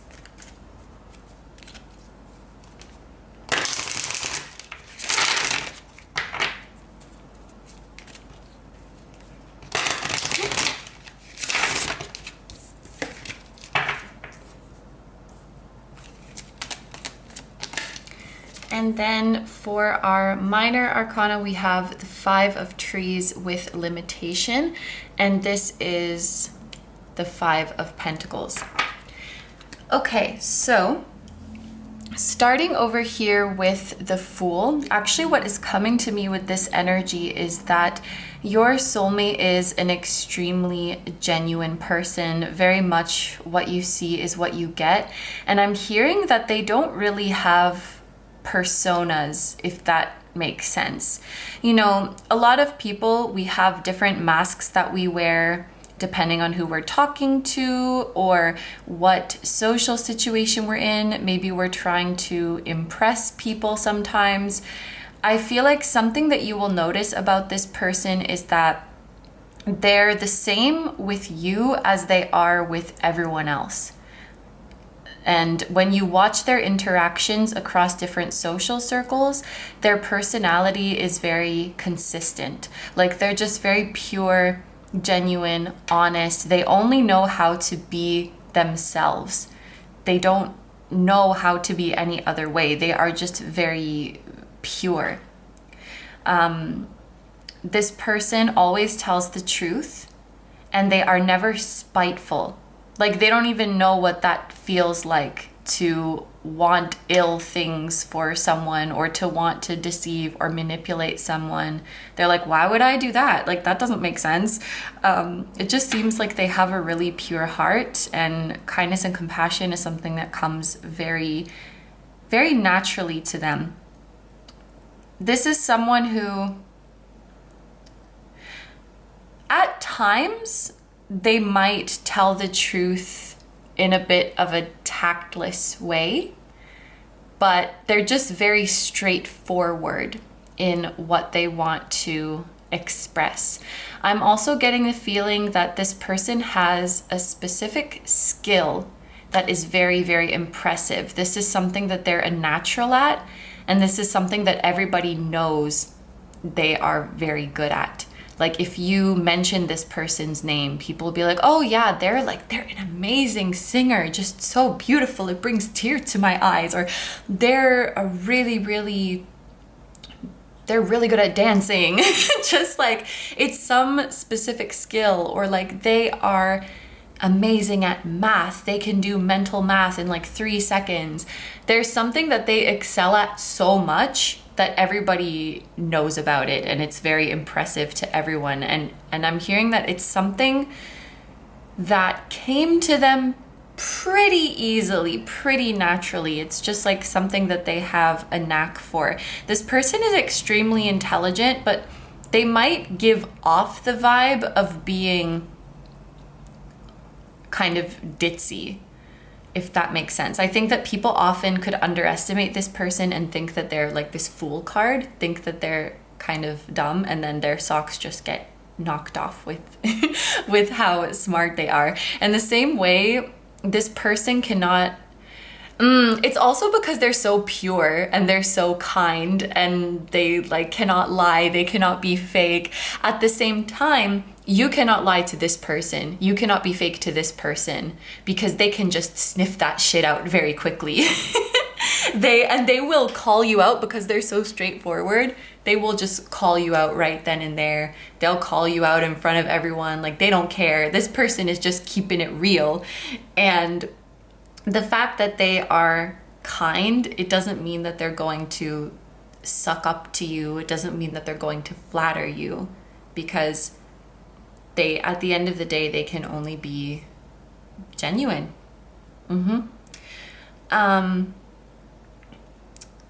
Now, with this King of... let's go to this King of Cups. I actually think that this is someone who is highly psychic, although I'm not sure if they realize it. And their psychic gifts might actually be something that come very, very naturally to them. But it's something like, for example, maybe they're amazing at manifesting, but they're like, oh, I'm just lucky, you know, my work just paid off. But there's actually something quite magical happening in what they're doing. Or they might say like, oh, it's just a gut feeling, or oh, it was just common sense, but they're actually receiving downloads. It's like they're kind of, I feel like this person is kind of oblivious to their own genius and oblivious to their own psychic gifts. I just heard protect them at all costs. I think this is a person who needs to be protected at all costs, because they're just so sweet and so sincere. I'm also getting the message that this is someone who writes a lot. They could very well be a writer as a profession, but it's like they could write in their journal a lot, or they could make a lot of notes of things so they don't forget. Or when they're having a conversation with someone, like, what is that museum that you mentioned? I want to look it up later. It's like there's this feeling of them always like making a note of things or writing things down. Keeping a record of something. Maybe their job has to do with keeping records of things or spreadsheets, but I just have this image of them always like writing. They could be the type of person who Googles things a lot during a conversation, whether it's because they want to show you something or they're interested in what you said, or they just randomly, they're like, I wonder how old Brad Pitt is. And then they just have to Google it right away, which gives me kind of Gemini vibes or like air sign vibes. But I think they're very curious like that. They could have a lot of random knowledge in their head. There could be different topics or different things that they have phases where they're really into it and then they learn a lot about it. Yeah, there's something quite like curious and intellectual and intelligent about this person, which I'm realizing is not very King of Cupsy, but that is just, and I mean, it's not like what we traditionally associate with the King of Cups, but that is what I channeled from this card, which is interesting. I do think that this person is quite sensitive, not in the way that they can easily get hurt, but they're very sentimental. Like they can get emotionally moved by things quite easily, and I think they do have a lot of empathy for others. And if you're happy, they'll be happy with you. If you're sad, they'll be sad with you. This is someone who, they've done a lot of work on themselves and they have a kind of quiet confidence about them, which I also think is why it's like this person gets underestimated. They're quite impressive, they're quite talented, but they don't really feel the need to go and yell it on the rooftops. And there's nothing wrong with yelling it on the rooftops, by the way. If you got it, flaunt it. But they're just not a flaunter. It's just not really something that comes naturally to them. There's something kind of unassuming about their surface level vibe, but then they're just like this really impressive, talented genius. I'm noticing these eyes look kind of gray. This person could have gray eyes or dark eyes. This person has shorter hair. I feel like this person could have thick hair or fluffy hair, like from the people that I see here. They may be on the thinner side as well. And there's something about their face. This is not necessarily a physical trait, but they have kind of a friendly face. They look like someone who would be easy to get along with.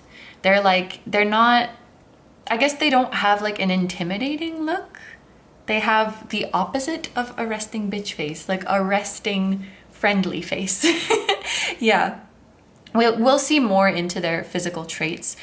With this moon here as well, they could have something like rounded features, like round eyes or a round face or a round nose. And we have like an orangey red color on this person. So they could have, even this person has some red in their hair. So they could have reddish orangey hair or like a reddish brown color to their hair. Or maybe their hair looks brown, but then when light shines on it, you can see some red tints. Their hair or eyes might have hidden colors when you shine a light on it. This person has a big chest too, so if this is, I mean, actually that can go for any gender because it can be like boobies or it can be like pecs, that might be a feature of this person as well. Like a strong upper body as well, or like a wide or large upper body. Now, looking at this Five of Pentacles, when a card like this comes out for someone's personality, because this is a card that can talk about financial lack or material lack, but when it comes to someone's personality, I generally interpret it as someone who doesn't put a lot of value on material things. Something about this person, they could be not the best with money because, or like they could either not be the best with money, or they could be the type of person who loses their things a lot. And it's not because they're like clumsy or forgetful, or actually maybe it is because we have the Fool here, but also they just don't really care. If I had you know, my rings, for example, I never take them off. I would never lose these. They're super important to me. But if I had a, you know, a cheap ring that I didn't really care about, I might lose it. It might fall off and I just be like, you know. And I feel like this person's sense of the worth of material things is just different from most other people. They're like, it's just stuff, you know. I don't think they really get attached to things. In terms of love language, I feel like gift giving would be at the bottom of this person's list. Or gift giving, it would be more about the sentiment, you know what I mean? You could literally give them a toothpick, but if you're like, babe, this is a toothpick from the restaurant where we had our first date, they'll be like, oh my God, that is so sweet. Like, it's more about the thought and the feeling. They don't really care what it is. It's like, they don't care about stuff or money, or if they will find that your material wealth, like how much money you have, or like if the designer items you own, that is like the least interesting thing about you. If you're like, hey, group 3 soulmate, like, look at my sports car, look at my designer bag, they'll be like, it's literally a bag, like, I don't care. I don't care how much money you have, like, that's not impressive to me. They want to, I don't know, they want something deeper. They want to know about who you are as a person. They want to know what you're passionate about, especially like with this being lack and this being the king of hearts, like your heart, your soul, it's so much more important to them. And this could also be physical appearances. Like, they don't really give a shit what you look like, you know? They won't, yeah, like they could see the most conventionally attractive person walk by and they're like, I'm not attracted to you because I don't know anything about you. Like, I have to know what you stand for and how you treat people, and then I become attracted to you. Like, the looks are not really, it's not a thing for them, I guess. Yeah, they're all about the soul. So, and we have the number 0 and 5, which could be relevant. They do not make a date together because it's just 0 and 5. Although 5 could be like the 5th of a month or the month of May. We have some Aquarian energy here with the Fool. Taurus, yes. Taurus energy. This is, more specifically, this is Mercury in Taurus. And then we have some water energy here. So Cancer, Scorpio, and Pisces. You cannot be a water sign or an Aquarius and have Mercury in Taurus, but they could have Taurus placement that is something other than Mercury. Or actually, maybe they do. I don't know. So let's take a look at some more oracle cards. I mean, these are the first oracle cards of the reading, but let's take a look at them. We have Cornucopia. Aww, this is a really nice card to come out after what we've spoken about. Like, this person feels so abundant in their life and feels so grateful, and it has nothing to do with their material success or their status or their money. It's like their experiences, their connections, the love that they have for themselves, the love that they have for others, getting to exist on this beautiful planet. Like, those are the things that make this person feel abundant. They could also, this doesn't necessarily mean that they don't make a lot of money, but they could like make a lot of money and then just give it away, like donate it or treat their loved ones, because they don't have an attachment to it. They don't care about holding on to it, because the joy comes when you share your blessings with others. 5 and 11 could make a date, May 11, November 5th. Yeah. You can be if you're born on May 11, you can have Taurus Mercury. We have Missing You with the little dog. I don't even know if this is about your soulmate. Some of you guys have a companion animal on the other side who is reaching out to you. Or maybe Like, for example, maybe you have animals in your childhood home or in your hometown who miss you. Oh. If it is about your soulmate, they could have like a companion animal who's really dear to them. And then we have affection. And we have rose and Reverdin's blue. Rose and blue, rose or blue, could be significant keywords. Aw, yeah, so this is definitely about them feeling abundant, feeling the abundance come from within and come from their soul. I think this is someone who moves through the world with a lot of gratitude. Like, they just have that gratitude mentality. They have that abundance mentality. I saw 1919 on the camera timer, by the way. And yeah, I feel like the month of May is significant, whether it's their birth month or maybe you met them in May or you will meet them in May. Like, May just keeps coming back. Yeah. King of Hearts and missing you. Again, this is making me think of their sentimental nature. And then we have the Fool and affection. The Fool clarified by affection. I also think, yeah, it's like I'm being brought back to their love languages where like gift giving and physical touch is kind of low. And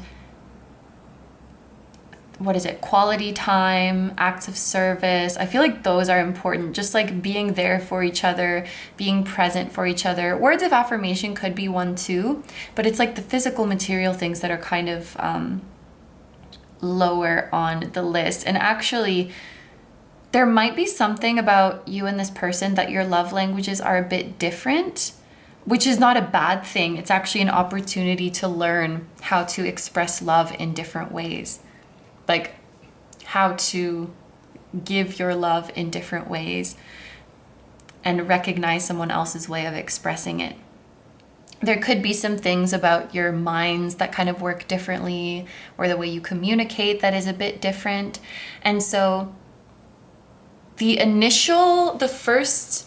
funny because you hear like a lot of relationships, it's like honeymoon phase and sunshine and rainbows in the beginning, and then it could get rocky later. But I feel like this group is the opposite. Like the early stages of your relationship might be kind of bumpy. Just when you're figuring out how each other's brain works and coming to understand each other, because there might just be some things that are different about you, like mentally, emotionally. And then after you take the time to figure it out, then your relationship, it's like your honeymoon phase will come later on in the relationship. Once you really get to know each other and really get to understand each other, that's when you'll really start to feel the passion explode. And if you are someone who likes gift giving and physical touch, I definitely want to say, it's not that this person is not capable of doing that or doesn't enjoy doing that, but it's not like the first thing that comes naturally to them when expressing love. But they can definitely learn how to and want to learn to love you in the way that you feel love. That's interesting. So there's like kind of some differences between the two of you. Sometimes we see soulmates who are super, super similar. Sometimes we see soulmates who are different, and then they teach each other. And I feel like this group is like a bit different, but in a way, not necessarily in a way that causes friction. It might cause some misunderstanding sometimes, but it's more like, oh, interesting, like this is how you see things. Because at the heart of it, with this King of Cups in the middle, there's so much like empathy for one another. So it just takes time to learn about each other. Yeah, that's the feeling. So this is your soulmate's energy. We're gonna now move into, well, we'll get more information about how you can recognize them.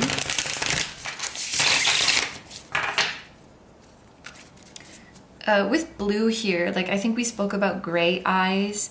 They could also have blue eyes. And their appearance is pretty natural. I don't think this person does anything to modify their appearance. For example, like I'm thinking of like dyeing your hair, for example, to make a feature of yours different than what it naturally is. So like if they have straight hair, they leave it straight. If they have curly hair, they leave it curly. This person probably doesn't wear makeup either.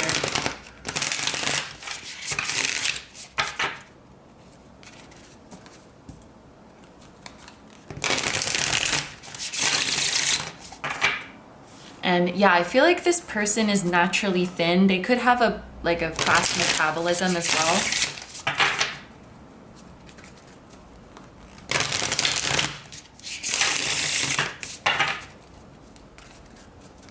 I feel like they're tall too.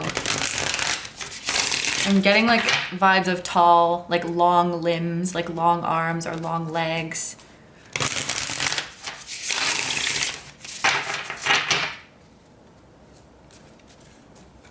They might have a bit of like a androgynous look too. Like a high fashion kind of look to their face, but it comes naturally.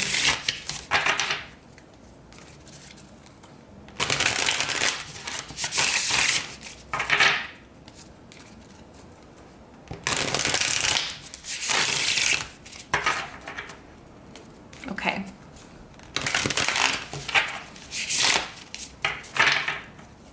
I'm also hearing like they tan easily. Their complexion could change quite a bit, like in the winter versus summer.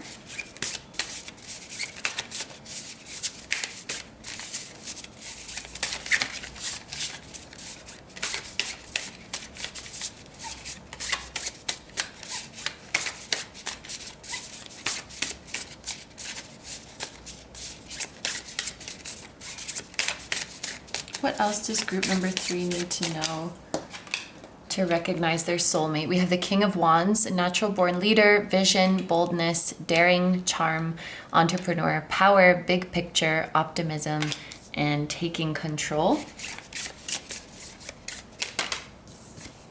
Then we have the Eight of Swords, self-imposed prison of thoughts, limiting and negative thoughts, victim mentality, trapped, helpless, powerless, and victim.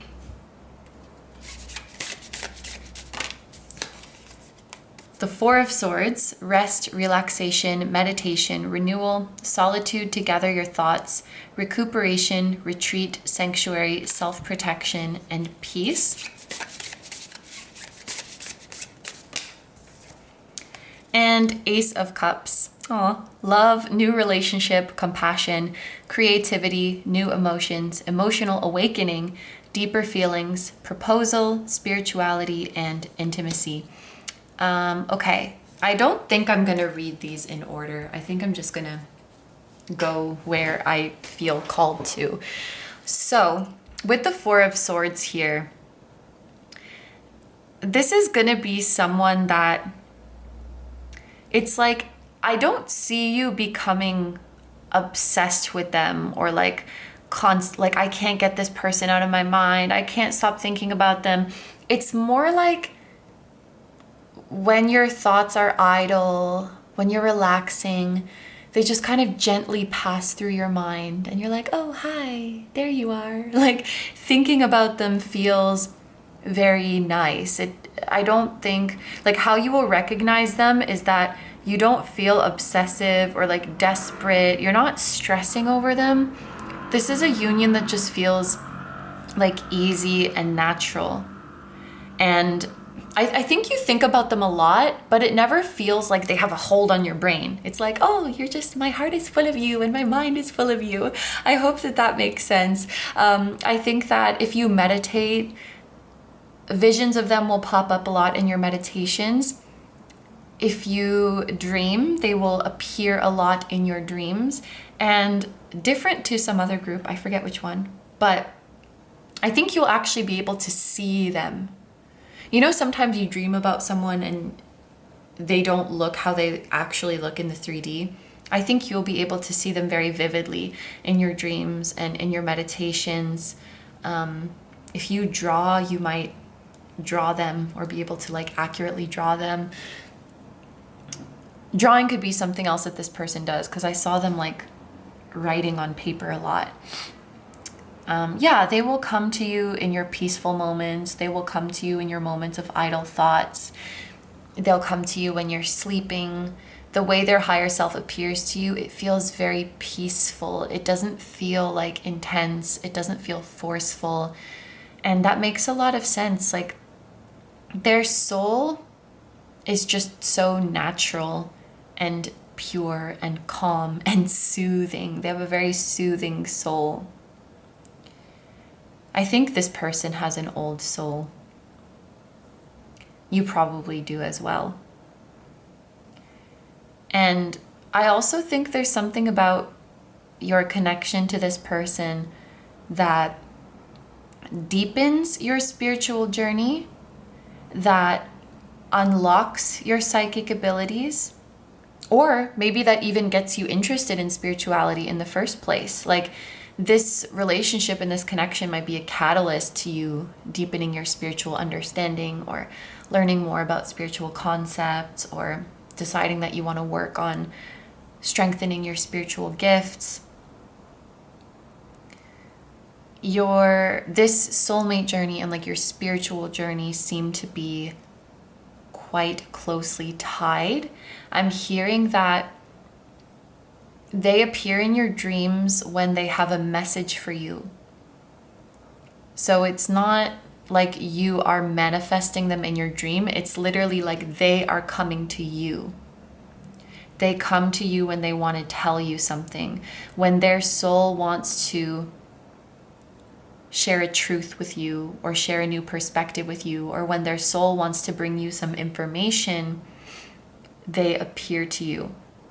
And that's actually something like I want you guys to remember. I think when you see signs of this person, it's not just because like you're thinking about them a lot. It's because their soul is communicating to you.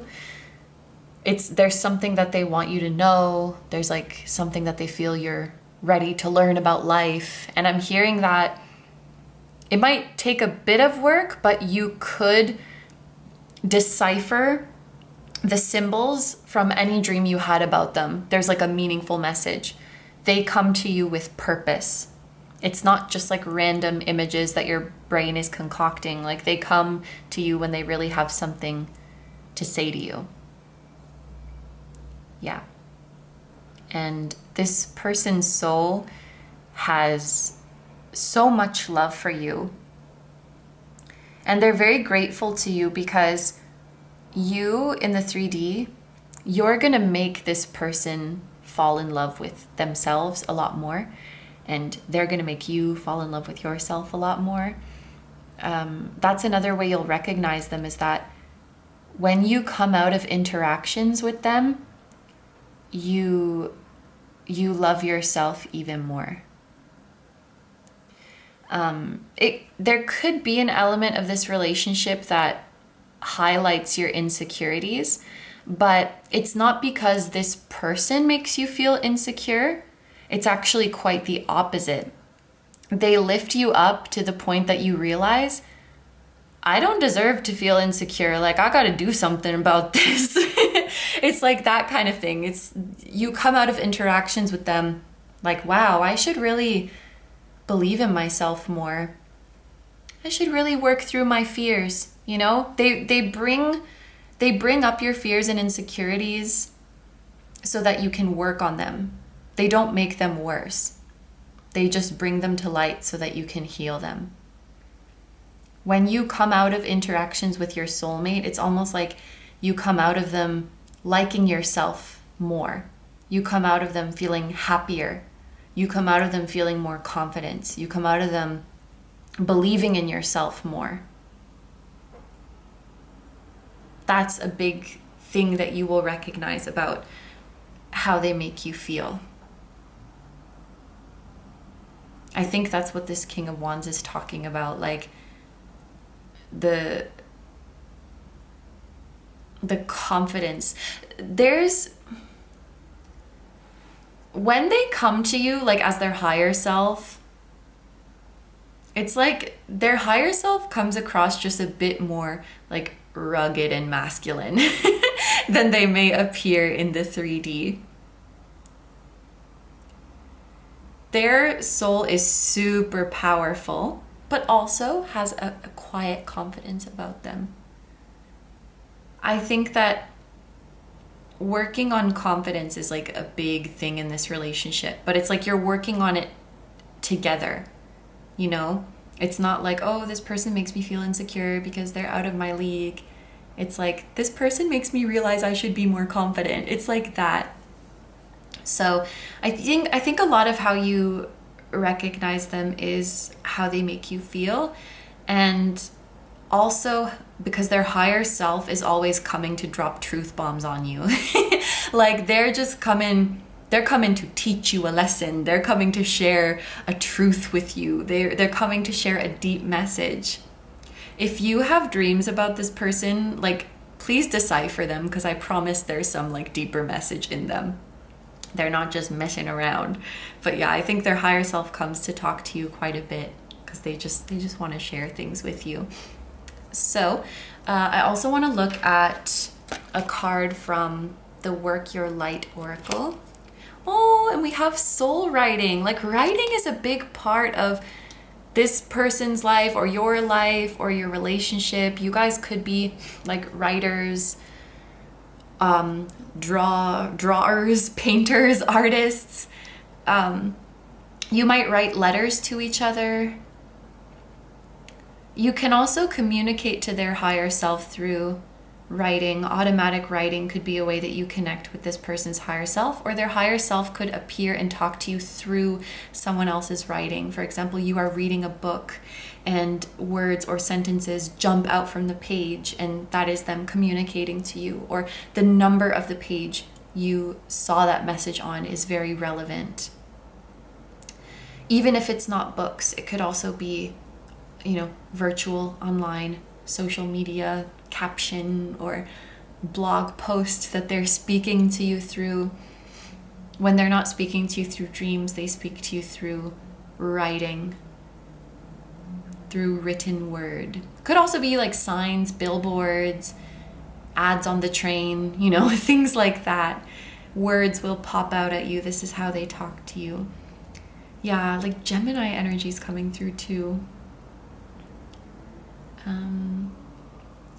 And I also think this soul writing card is like it was written in your scripts, in the script of your life to find each other. Like there is a strong element of fate here. And I think that you will come together. That is assured, unless for whatever reason you decided you didn't want this union anymore. I just saw 3636. But as long as you want it, like it is written in your story. It is written in your script. 20 could be a significant number or a significant age. Did I just see, was it 3636? I think it was. So 36 could be a relevant number as well. But the last thing that I want to do, my camera wanted to focus. There's like a box around the Ace of Cups. In other readings that you watch or in readings that you do for yourself, your soulmate might come through to you as the Ace of Cups. Ace of Cups, the King of Cups, or the Fool. They come out in these cards. So look out for those in future readings that you do or watch. Okay, so the last thing I want to do for this reading is some tea leaf cards. I might read the messages or I might just focus on the images, but these are just some last things to look out for in identifying your soulmate. We have Camel. Persevere and you will overcome problems. Camel could be a significant spirit animal. This person could also, like I'm looking at this King of Wands in the desert. They kind of look like they're in a desert. Yeah, all of these cards have like sandy sand dunes or mountains in them. So where this person comes from or where this person is currently living could have this kind of terrain. I'm thinking of Arizona. That's like the one place I know as a North American that has this kind of terrain, but I'm very sure that there's many more. They could also be from a country that has camels, although I don't know where that would be. Ah! I'm dropping cards on the floor today. But also this deck is really big, so it's hard to shuffle without dropping some. We have chair filled. Someone new is entering your life. So if you guys don't know this person yet, someone new could be entering your life who is going to play a role in bringing you to them.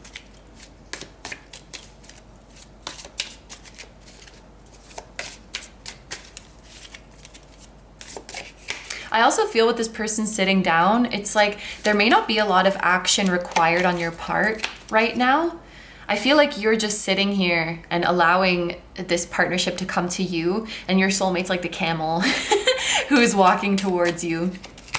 They're like, I've been walking through the desert looking for you. Where have you been? We have ear, good news. So their higher self could also communicate to you through your gift of clairaudience or through things that you hear. So the lyrics of a song that you hear, bits and pieces of someone's conversation that you pick up on. We have eye too, so clairaudience and clairvoyance. Psychic ability, trust your intuition.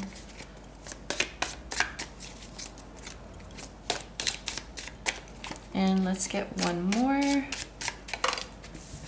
We have rat, someone working against you behind your back. This person could be year of the rat, which is, wait a minute, 1996, and then 1984, 1972, and back 12 years like that. So rats, or I guess mice or rodents of some kind, could also be a significant spirit animal for you guys. And with this, someone working against you behind your back, I would say if you are going to be using your psychic gifts, or if you are going to be doing any sort of astral travel, just make sure that you always set the intention to be protected. Rats are pretty small, so I don't think there's any big, scary, negative energies around you, but you could run into some unpleasant energy or some energetic inconveniences or some interference. So just make sure, like, if you're planning to do astral travel, or before you go to bed, or before you enter into a meditation, or before you do a reading, like when you get into that channeled state, because you want to keep like good sources coming through, trusted sources coming through. So just set the intention or ask your spiritual team to protect you from energetic rats. Yes, there could be, you know, and like, especially if you're getting, I mean, this is ironic because I'm another person doing a reading for you, but when you're getting messages about your connection from other sources, you always want to make sure that you have that intention of receiving the truth, of receiving what you need to hear rather than what you want to hear, and just that you're not getting any misinformation or any sneaky business. So yeah, and I'm hearing like, it's like you might have got some misinformation about a spiritual concept that scared you. Because I'm thinking, you know, when you see a little mouse and you're like, yeah, it's like someone might have said something that scared you, but like it's not even true. Just for like a silly example, maybe someone said, you shouldn't do astral travel in the morning, or because if you do that, you're going to get cursed, or like just something that is like, no, that's not a thing. As long as you ask for protection, as long as you're going about your spiritual practices with good intentions, or like if you meditate and you're wearing a purple underwear, then you're going to get bad luck, you know, or like if you get it, if you do this, you're gonna mess up your soulmate union. Just like, don't listen to these things. It's just people trying to scare you, or people trying to police your spiritual practice, and you are always protected. You need to know that you are always protected. Okay, so my lovely group number threes. Oh, the last thing I want to do is just take a look at these letters. They could be letters in this person's name, initials. So we have C, C, F, E, E, and R. So these could be initials of the person or letters in their name, especially C and E because those are repeated. So E-R-C is making me think of like Eric, E-R-C, or some other name with those letters. Anyway, group number threes, we are gonna head over to the extended reading now. And in the extended reading, we're gonna see how will your soulmate recognize you? How will they come to that realization that you are their soulmate, or will they come to that realization? We're gonna see, is it possible that they already do recognize you and already do feel the connection, whether you know them yet or not?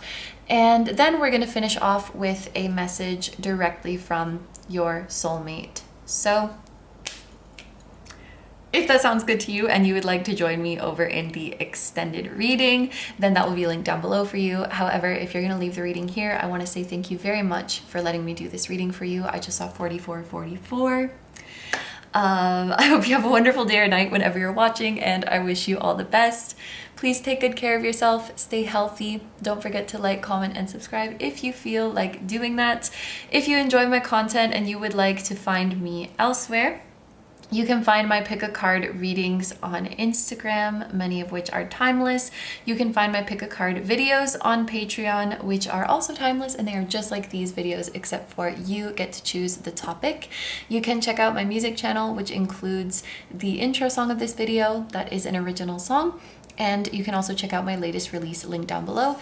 And finally, we have a vlog channel, KINO Vlogs, and we have merch at kinotarot.com, which features the floating temple that was at the start of this video, and we have that on hoodies, sweatshirts, mugs, and tote bags. So all that stuff that I just mentioned is gonna be linked down below for you. Wait, I have to say something else. Dandelions could be significant to this group, as well as peonies, and I don't even know what peonies look like, but they came to my mind, dandelions and peonies. Okay, yeah. Sending lots of love. Thank you so much for supporting me and for supporting my channel. It truly means a lot to me, and thank you for being here.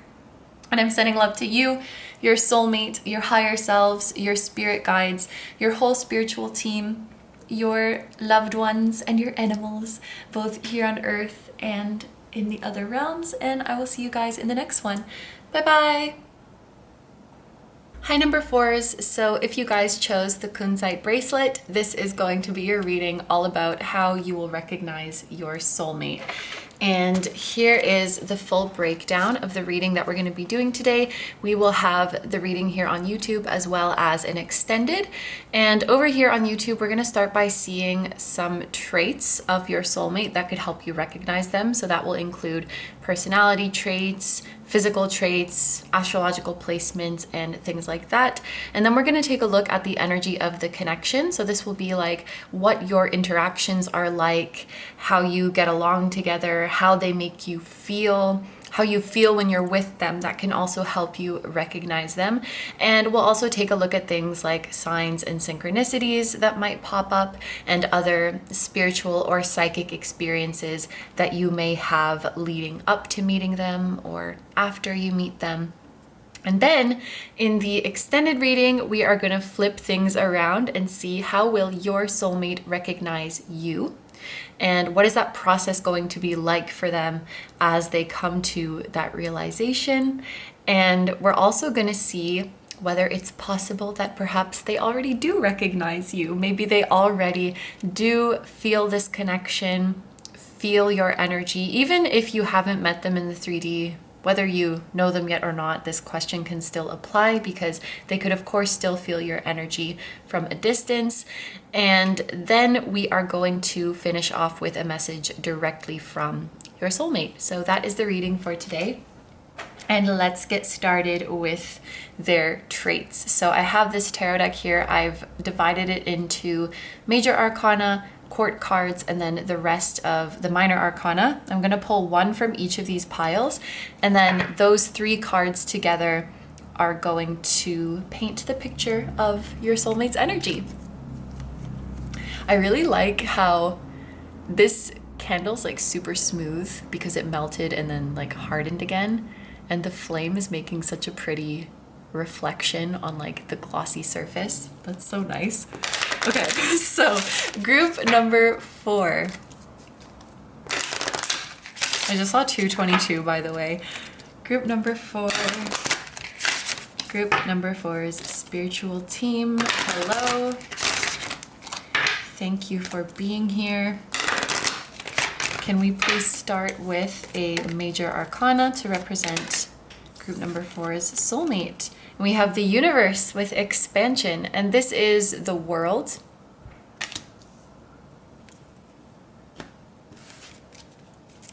Okay, and a court card.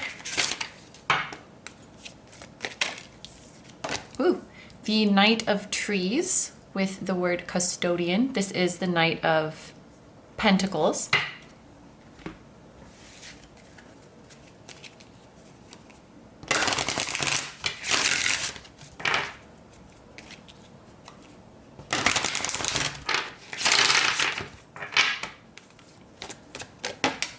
And then for the minor arcana, we have the 3 of Stars, which is the 3 of Wands with the word visions. Okay, so right away I'm hearing down to earth. Like this person is really down to earth and like very easy going. I feel like they have quite a relaxed vibe about them. They're like a don't worry, be happy kind of person. Like everything is gonna be okay, relax, everything's gonna be fine.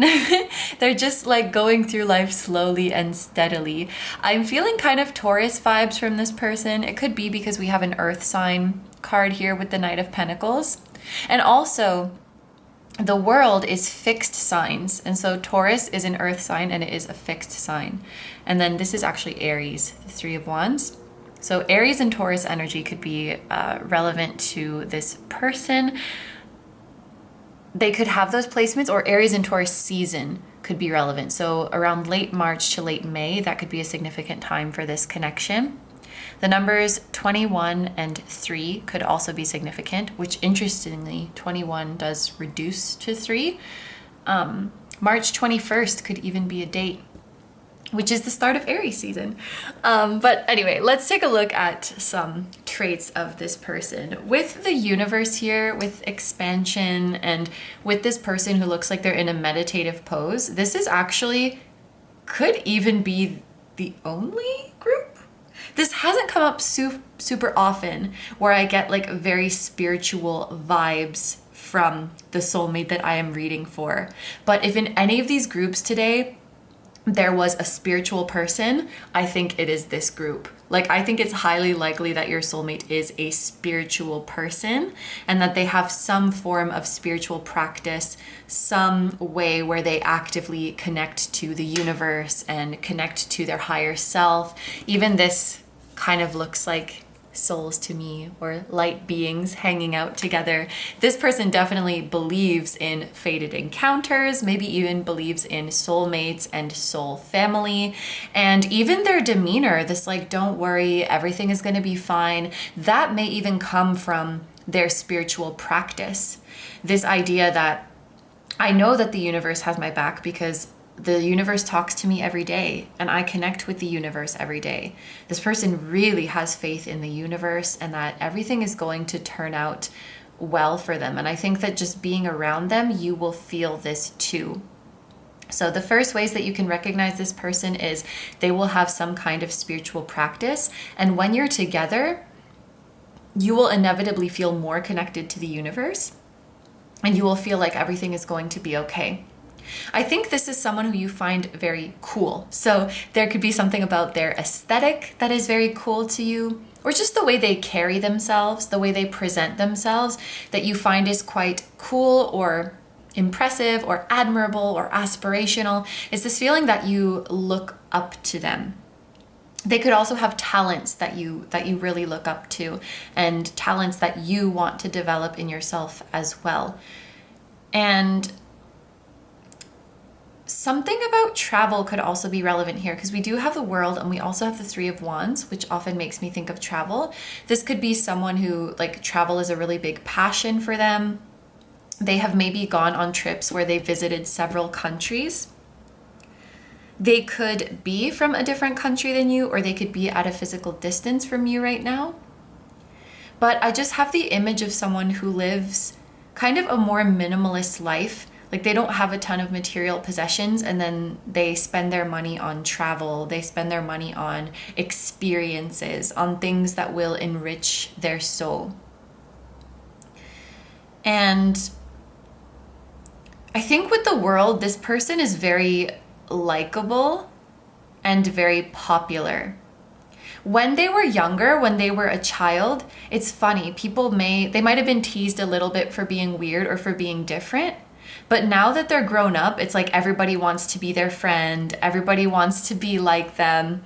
And they're like, that's interesting. Like, it's not them being smug about it. Like, isn't that interesting? But just like, it's interesting how things change, right? It's interesting how the tables turn. And, you know, I'm glad I stayed true to myself and I didn't get swayed by people's opinion of me, because I've just been me this whole time. And if people are vibing with it now, that's pretty awesome. I just get a very like relaxed and laid back vibe from this person. Is that everything with the World? Maybe we will come back to it, but let's move on to the Knight of Pentacles now. I think that this is someone who, I may have mentioned this before, but they take things slow in their life.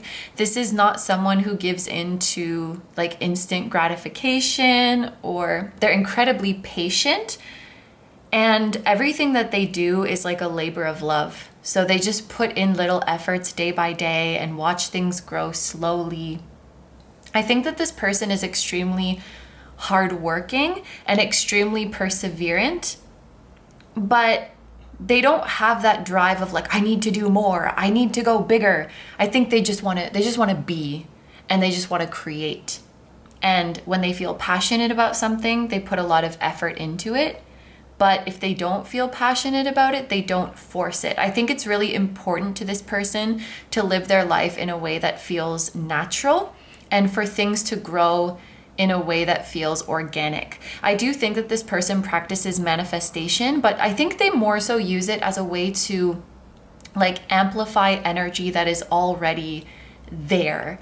They don't really want to like manipulate things or people or try to make things happen faster. It's like, I just want to add and fuel the energy that is already existing. I just want to help the process along.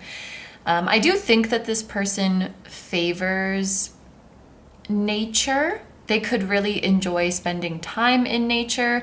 They could be someone who tries their best to, you know, put natural things in their body, you know, like whole foods as opposed to processed foods, or use beauty products, cleansing products that are like from the earth. Not that there's anything wrong with chemicals. I think that this person is more inclined to like natural products, natural remedies, natural medicines.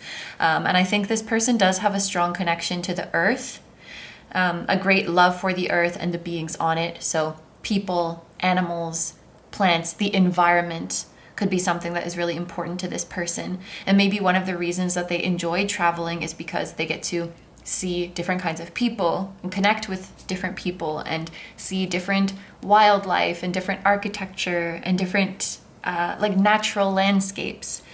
I think this person just really loves Earth. They have a close connection to Mother Earth, and I think they really respect the Earth. Let's look a little bit at this person. So it seems that they have longer hair. My eyes are going to that middle part. Yeah, it seems like they have longer hair. They're wearing loose clothing. I'm not gonna lie, a lot of the faces in this deck look the same, like the facial features. But this person looks like they have a longer, like more slender face. It looks like they have a long nose and also like a wide mouth. Maybe this person has a very big smile, or they have full lips, or like they have a nice yeah, like nice teeth, a nice smile, or something like that. And we cannot see their eyes because they are closed. We'll get more information on their physical appearance perhaps in the oracle cards that we use, because there are people on those as well. But yeah, this is definitely someone who's very patient with themselves, with the universe, with the process of things, and also very patient with others. This is someone who will be super patient and understanding towards you as well, and very compassionate towards you. And this is someone who's quite in touch with their feminine side, regardless of their gender. And I think they've embraced like the non-linearness of life, and how they've embraced the flow. You know, they're not trying to go from point A to point B, or to plan everything out, or to control everything. I feel like they just want to flow. They just want to be. They want to live day to day and see what the universe brings them. I think this tree is symbolic as well, because when you're with this person, you'll feel very grounded, like you'll feel secure, but you'll also feel like you can touch the sky, like you can soar. With the Three of Stars here, with visions, so this is the Three of Wands. I do feel like this person, they do have a very like serene and mellow vibe to them, but I also think they have like an outgoing side, definitely a spontaneous side, like let's just see where the day takes us. Outgoing, they can definitely be sociable sometimes. This person could have both like introverted times and extroverted times, but they have an adventurous side, they have an outgoing side. I think a big motivation for them in this lifetime as well is expansion, like seeing how much they can grow and seeing how much they can experience, which means that they welcome anything that is like new, because anything that is new could challenge them, could teach them, could show them something that they've never seen before. They want to really soak it all in, like see it all and experience it all. Such a serene energy. I really like this person's energy. So yeah, let's take a look at some clarifiers now, some oracle cards. So we have anxiety, we have past love, and elegance. Interesting. So with anxiety here, first of all, the number 18 is making me think of the moon. So that's Pisces.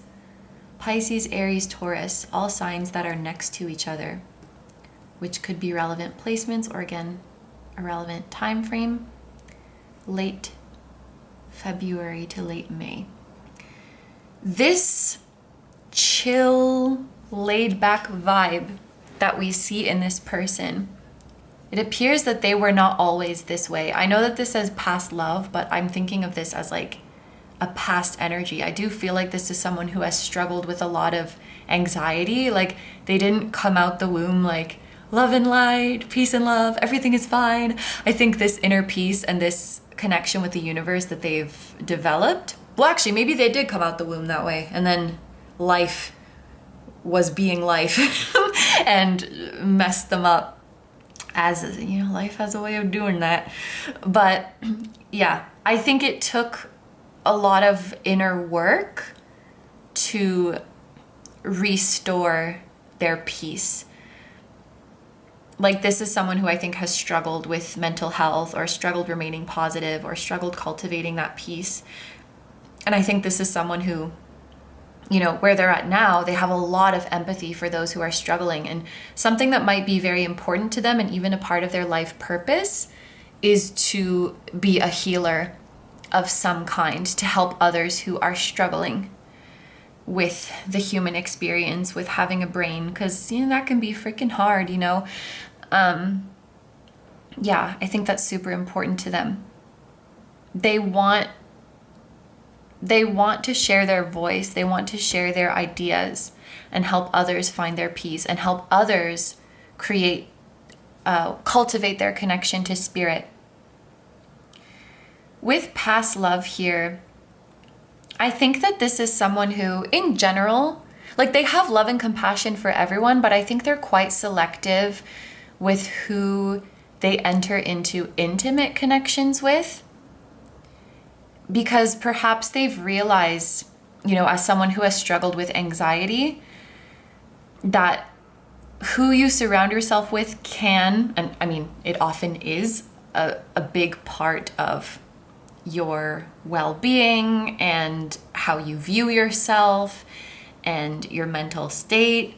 And they could have had some quite close relationships, whether it was romantic, platonic, family, that really did negatively impact their mental health, or that perhaps enabled certain habits of theirs. Like, this is just one example, but like, let's say this person found that there was a certain substance that they were consuming that was really bad for their anxiety, but then they had this friend group that was like always using that substance, or like encouraging them to like hang out and use the substance, and they were like, okay, I gotta distance myself from this crowd.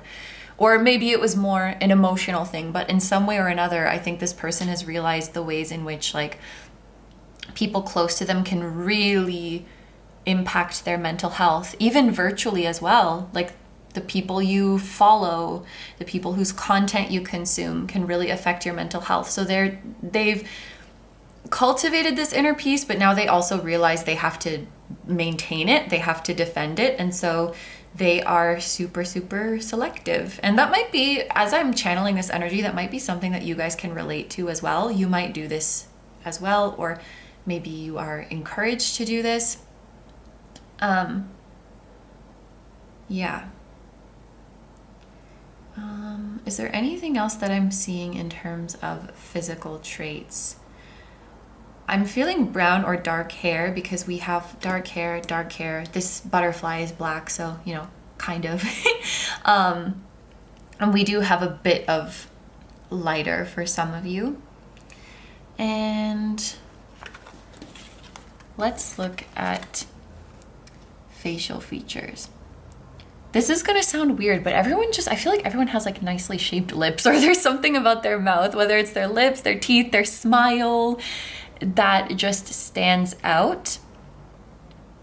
Arched eyebrows could be a trait of this person, as well as thinner eyebrows. I also feel like they have a nice hairline, like they could have a nice full head of hair, but I'm just noticing like the emphasis on the eyebrows with these dots, and this person has like nice arched eyebrows as well. They could have nice hands too, because this person has their hands up, this person has their hands up, like there's an emphasis being brought to them. And I know that nice is subjective, but just things that stand out about them. All of these people look quite different, honestly, so physical traits is probably not like the biggest way that you're going to recognize them. But there's definitely a lot of things about them coming up here that are quite, not everybody is like this. It's quite specific to them. So hopefully this is helpful. This is someone who has struggled with mental health. So if you have similar struggles, I feel like you guys can really lean on each other and understand each other. And you know how important it is to like constantly be maintaining that inner peace. And I think you'll seek to only contribute to each other's inner peace. And I want to tell this group specifically, like, your soulmate relationship will not make you feel anxious. It will make you feel safe. And then finally we have elegance, and we also have the words lily and archduke, which could be relevant in some way. The white flowers are making me think of purity, and elegance is making me think of like sophistication and refinement.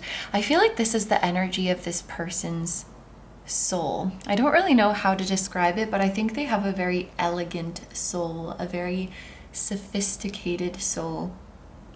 And I think this is someone who really knows their purpose. A part of their purpose was making their way out of BS, making their way out of struggles and coming out with a pure heart and coming out still with a positive outlook on life, because what they've been through is going to be an inspiration for many people. It's going to be a blueprint for many people. This person may have also struggled with some kind of like addiction or like a pattern of toxicity in their life, like a toxic relationship with themselves or with like a substance or with like in romance, that they made it out of that, and it's almost like they purified their energy. They cleansed themselves and now they're living a happy life. Like they made it through that shit and now they're living a happy life. And they are very much meant to share this. They're very much meant to share this to heal others. And I think that's something that they're very aware of. I think with elegance as well, there's something, I'm thinking of grace. Like they might move in a very graceful way, like very poised. There could also be something about them that is just effortless. Like they move in a very beautiful way and it looks effortless, or they have effortless beauty. Or even when they're working very hard, they just make it look effortless. It's a very beautiful, they have a feminine soul. I don't know if they're necessarily in a female body, it doesn't really matter, but they have a feminine soul. Yeah. Like they're in their divine feminine energy. So let's get into the next tarot deck now. I just saw 2332. We are gonna dive deeper into this and see how else you can recognize them.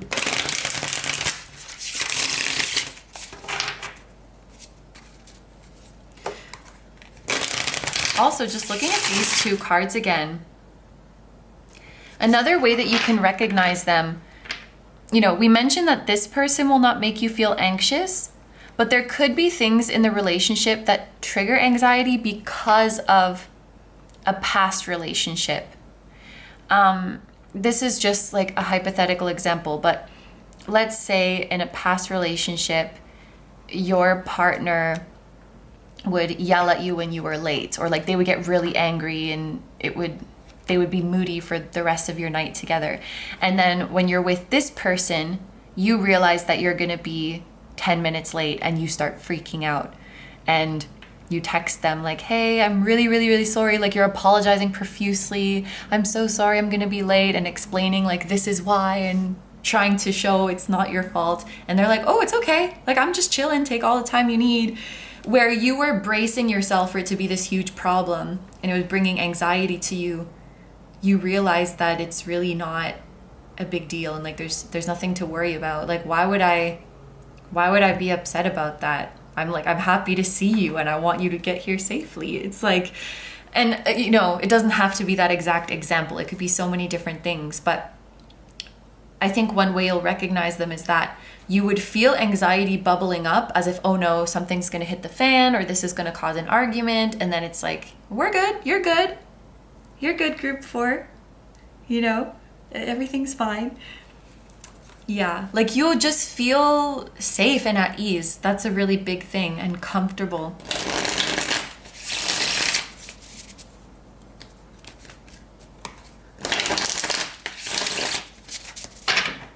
Okay, my group number 4s.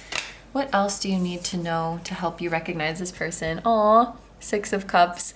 Nostalgia, childhood or the past, memories, familiarity, gifts, innocence, reunion, joy, healing, comfort, sentimentality, and pleasure. This is a really good hint for how you can recognize your soulmate, because this talks about like a deep familiarity or a deep nostalgia. So basically, from the second you meet this person, they will feel weirdly familiar. You might even be trying to place like, where did I meet you before? I am sure that I have met you before. This happened to me with a stranger once, and we like both felt that way, and it was really freaking weird. I never saw them again. It's just, I don't know why I shared that. It's just, it happens and it's very strange. But you will feel that about this person when you meet them. Like, why do I feel like I've known you forever? Like, where have I met you before? I could swear that I have seen your face before.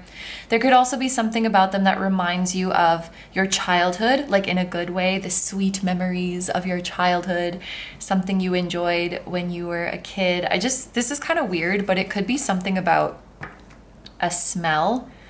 I just imagine like there's a smell on their clothes, or you walk into their house and it's just like the incense that your grandma used to burn or something like that. Like a smell or something that reminds you of your childhood, or you might have a lot of nostalgic childhood memories that are similar. Like if you reference things from your childhood, you'll get it, you'll be able to bond over that. And there's a feeling of coming back to them, even though it's technically in this life the first time you have met. There's like that odd familiarity. They could also help you reframe your past. Like revisit memories of your past and realize that you were not in the wrong, something wasn't your fault, or you don't have to let this past memory define you. Like they're helping you reframe your past in some way. And specifically, it would relieve some kind of guilt or shame from you. Some of you guys, like with past love and Six of Cups, you maybe have already been with this person before, or like been involved with them.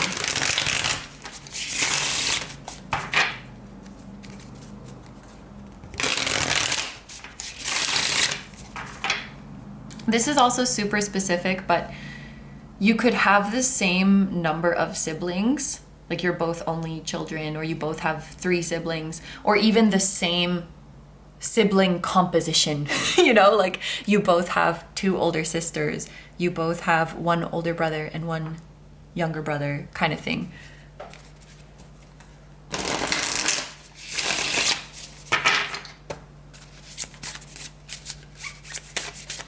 And yeah, I think lilies are significant, the flower of lilies, or the smell of flowers.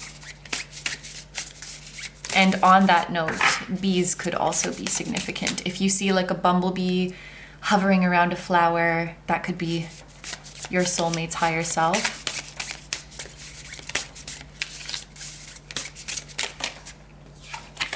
Oh, we also have the Ace of Cups. Yeah, so this person makes you happy. This person makes you feel at peace.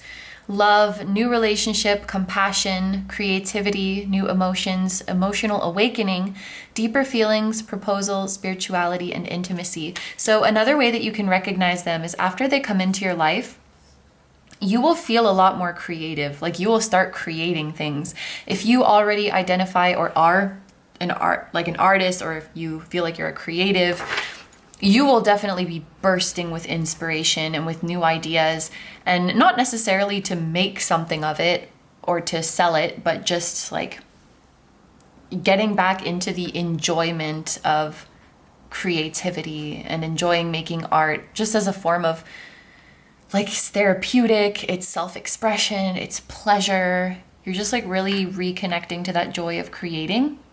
And also that you will become a lot more emotional after meeting this person. Like you're still feeling the same emotions, they're just more amplified, or they feel more real, or they feel more like vivid. There's also a physical sensation when you're with them. It feels like you're light, airy, like you're gonna float up to the sky like a balloon. Like you feel weightless. I can't even describe it, but I'm feeling it right now. It's like all the density in your body is gone. You just feel weightless and light and floaty and dreamy. It's like when you're with them, it feels like a dream, and yet at the same time, it also feels more real. Kind of trippy, if I'm being honest. Definitely a unique feeling, definitely hard to miss it.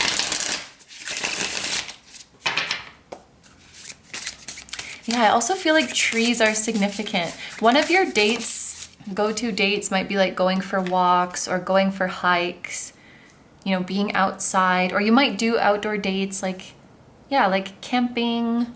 Maybe you have a dog or an animal that you can walk with.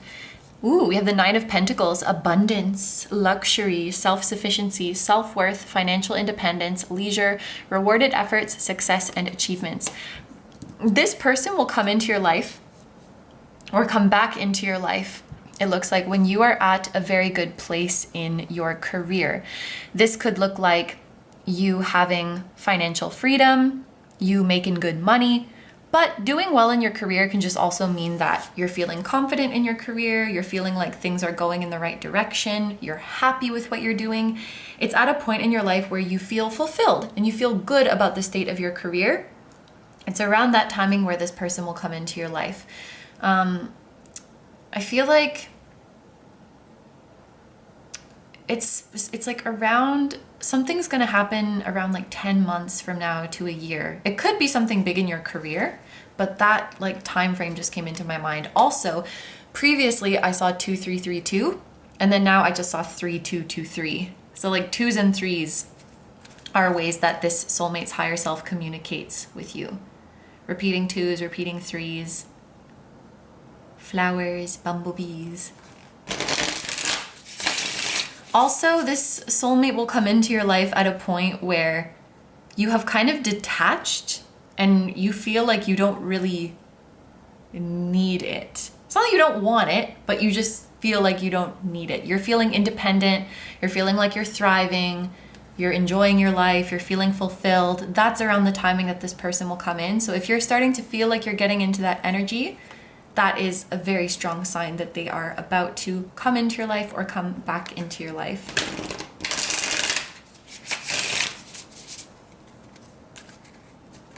And actually, success or some kind of achievement in your career could be like something that leads you to them.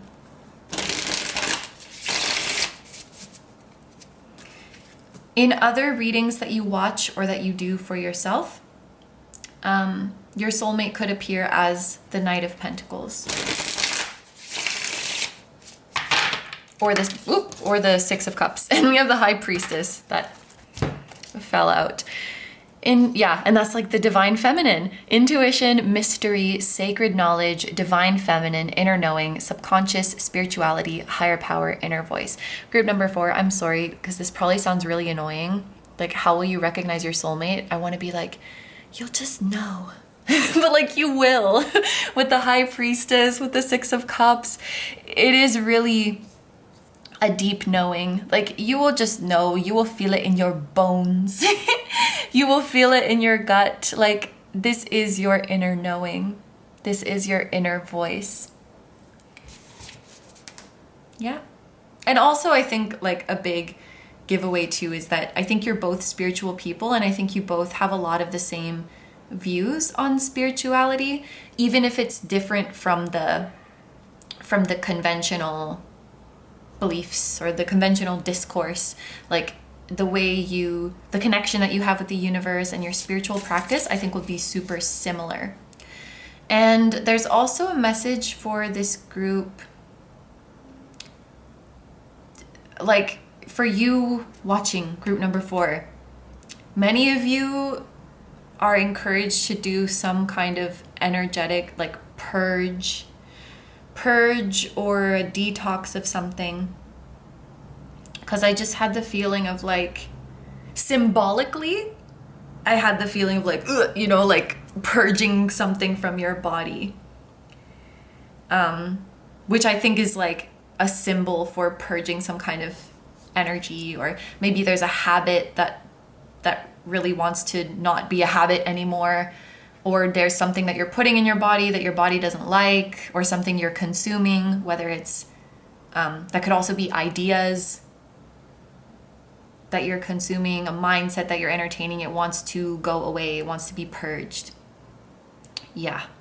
Okay, so I also wanted to look at, this is a Secret Language of Light Oracle card. And yeah, I want to look at this too. Wow, you are the universe. Yeah, I think that's a big thing, is that you and this soulmate will have a very similar relationship with the universe and feel a very strong connection with the universe. And also, that could be another sign that you're about to unite or reunite with this soulmate, is that you start to feel like your connection to the divine and the connection to the universe is just really, really strong and sturdy. And you feel really good with it. You feel really good with your relationship with your higher self, your relationship with the universe, and that message of "you'll just know" will ring really true. Like, you'll know what that feels like when you just know. You'll have developed a really strong trust with that inner knowing. Yeah, I think you both really feel yourself as like extensions of the universe. We are all the universe. The universe is all of us. And I think both of you guys really like see it that way. The number 29 could be a significant number. The age of 29, or the number 11 if we add these up. Maybe one or both of you is a life path 11. But that is all. So the last deck we're going to use is the tea leaf deck. Let me just move this so that we don't get the glare. And I might read the messages on these cards. I might just be looking at the images. But these will be any last things that you should know or that you should look out for. We have fan, romance, celebration, party. You could be a fan of this person, or this person could be a fan of you. You could meet them at a party or at some kind of celebration. The fan is also making me think that you will meet them in a hot place or during a hot season. We have club, fan club. That's funny. Will you meet in a club? Someone will try to make you do something against your will. And actually, my first instinct when I see this is you. Like, you might try to make yourself do things against your will to bring in this soulmate, and you don't need to do that. For example, sometimes I see people who are like, I freaking hate dating apps. I hate the experience of like going on dating apps and trying to meet with people. But sometimes people feel like they need to do that. Otherwise, they're like closing off avenues for their soulmate to come in, or they might miss an opportunity. And I think this club card is here to say, like, you don't have to do anything against your will. That would go against the very fibers of your relationship, because I feel like so much of your relationship together is about flow and trusting the universe and being at peace. And so it would not make sense that you should have to do something that disturbs your peace or that is shitty to be with this person. There may be some discomfort, you know, like going out of your comfort zone, but you don't have to force yourself to do something you don't want to do. We also have grasshopper, situations in the balance that require careful handling. Yeah, there's something like delicate about this person. Maybe their features are delicate or their physique is delicate. This is a very grounded person though. I think they've just embraced that they're a highly sensitive person. And they've recognized how important grounding is to them.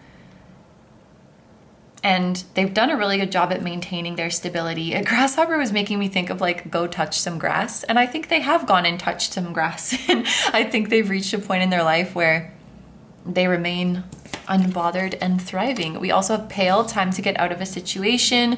So yeah, I was feeling that energy, like something wants to leave your energetic field. Something wants to leave your life. Something is spilling out. It wants to leave. And let's get one more. Oh, okay, two more. We have wedge. Someone is trying to come between you and a friend or something you want. Yeah, there's something you're holding on to, and I think it could be like a habit, a mindset, or something you consume that is getting in the way of you like being the person that you want to be or achieving the things that you want to achieve. We need to get rid of it. Like there's a bad habit we need to get rid of. There's something we need to stop consuming. And then we also have lightning. It says control your anger or you will be sorry, but I think that getting rid of whatever this is, you're gonna find that your energy is a lot more stable and your mood is a lot more stable. So it's something that's like affecting your mood or affecting how you use your time, and it's gotta go. It's gotta go. If you've been wanting to quit something or leave something behind or like break a habit, this is your sign to do it. Yeah. I don't think this is like a condition for coming into union with your soulmate. It's just, and you might even go through this journey with your soulmate, like with their support. But yeah, there's something that wants to be freed and discontinued, and that will really help you become who you want to be. So finally, oh, I saw 4224. What is with all of these mirroring numbers? Oh, and at the top of the deck, we have this astral house. So I just want to look at this. Very interesting. Okay, so let's look at the letters that we have here. These could be letters in your soulmate's name or like their initials. We have F, C, G, M, P, W, and L. Okay, so group number 4, these are all the messages I have for you. So we're gonna take it over to the extended now. As a reminder, in the extended, we're gonna see how will your soulmate recognize you? What is that process gonna be like for them? In some other groups, we also had to ask the question like, will they recognize you as a soulmate? Because some people just aren't into that kind of thing, but I feel like your soulmate definitely is. Definitely understands and believes in soulmates. So we'll see how will they eventually recognize that you are their soulmate. And is it possible that they already do recognize that, regardless of whether you've met them in the 3D yet or not? Is it possible that they're already feeling and recognizing your energy? And then we will finish that off with a message from your soulmate. So if that sounds good to you, I just saw 4343. If that sounds good to you and you would like to join me in the extended, that is going to be linked down below in the description and in the pinned comment. However, if you are going to leave the reading here, I want to say thank you so much for letting me do this reading for you. I hope you have a wonderful day or night whenever you're watching, and I wish you all the best. Please take good care of yourself, stay healthy. Don't forget to like, comment, and subscribe if you feel like doing that. If you enjoy my content and you'd like to find me elsewhere, you can check out my pick a card readings on Instagram, many of which are timeless. You can check out my pick a card videos on Patreon, which are also timeless. They are just like these videos, but you get to choose the topic. You can check out my music channel, which includes the intro song of this video. That is an original song. And you can also check out my latest release linked down below. And finally, we have a vlog channel, KINO Vlogs, and merch at kinotarot.com, which features the floating temple that was at the start of this video. And we have that on hoodies, sweatshirts, mugs, and tote bags. So all of that stuff that I just mentioned is going to be linked down below for you in the description, as well as in the pinned comment of this video. Thank you so much for supporting me and for supporting my channel. It means so much to me. Thank you so much for being here. Group number 4s, I'm sending lots of love to you, to your soulmate, your higher selves, your spirit guides, your whole spiritual team, and all of your loved ones, both here on Earth and in the other realms. And I will see you guys in the next one. Bye-bye.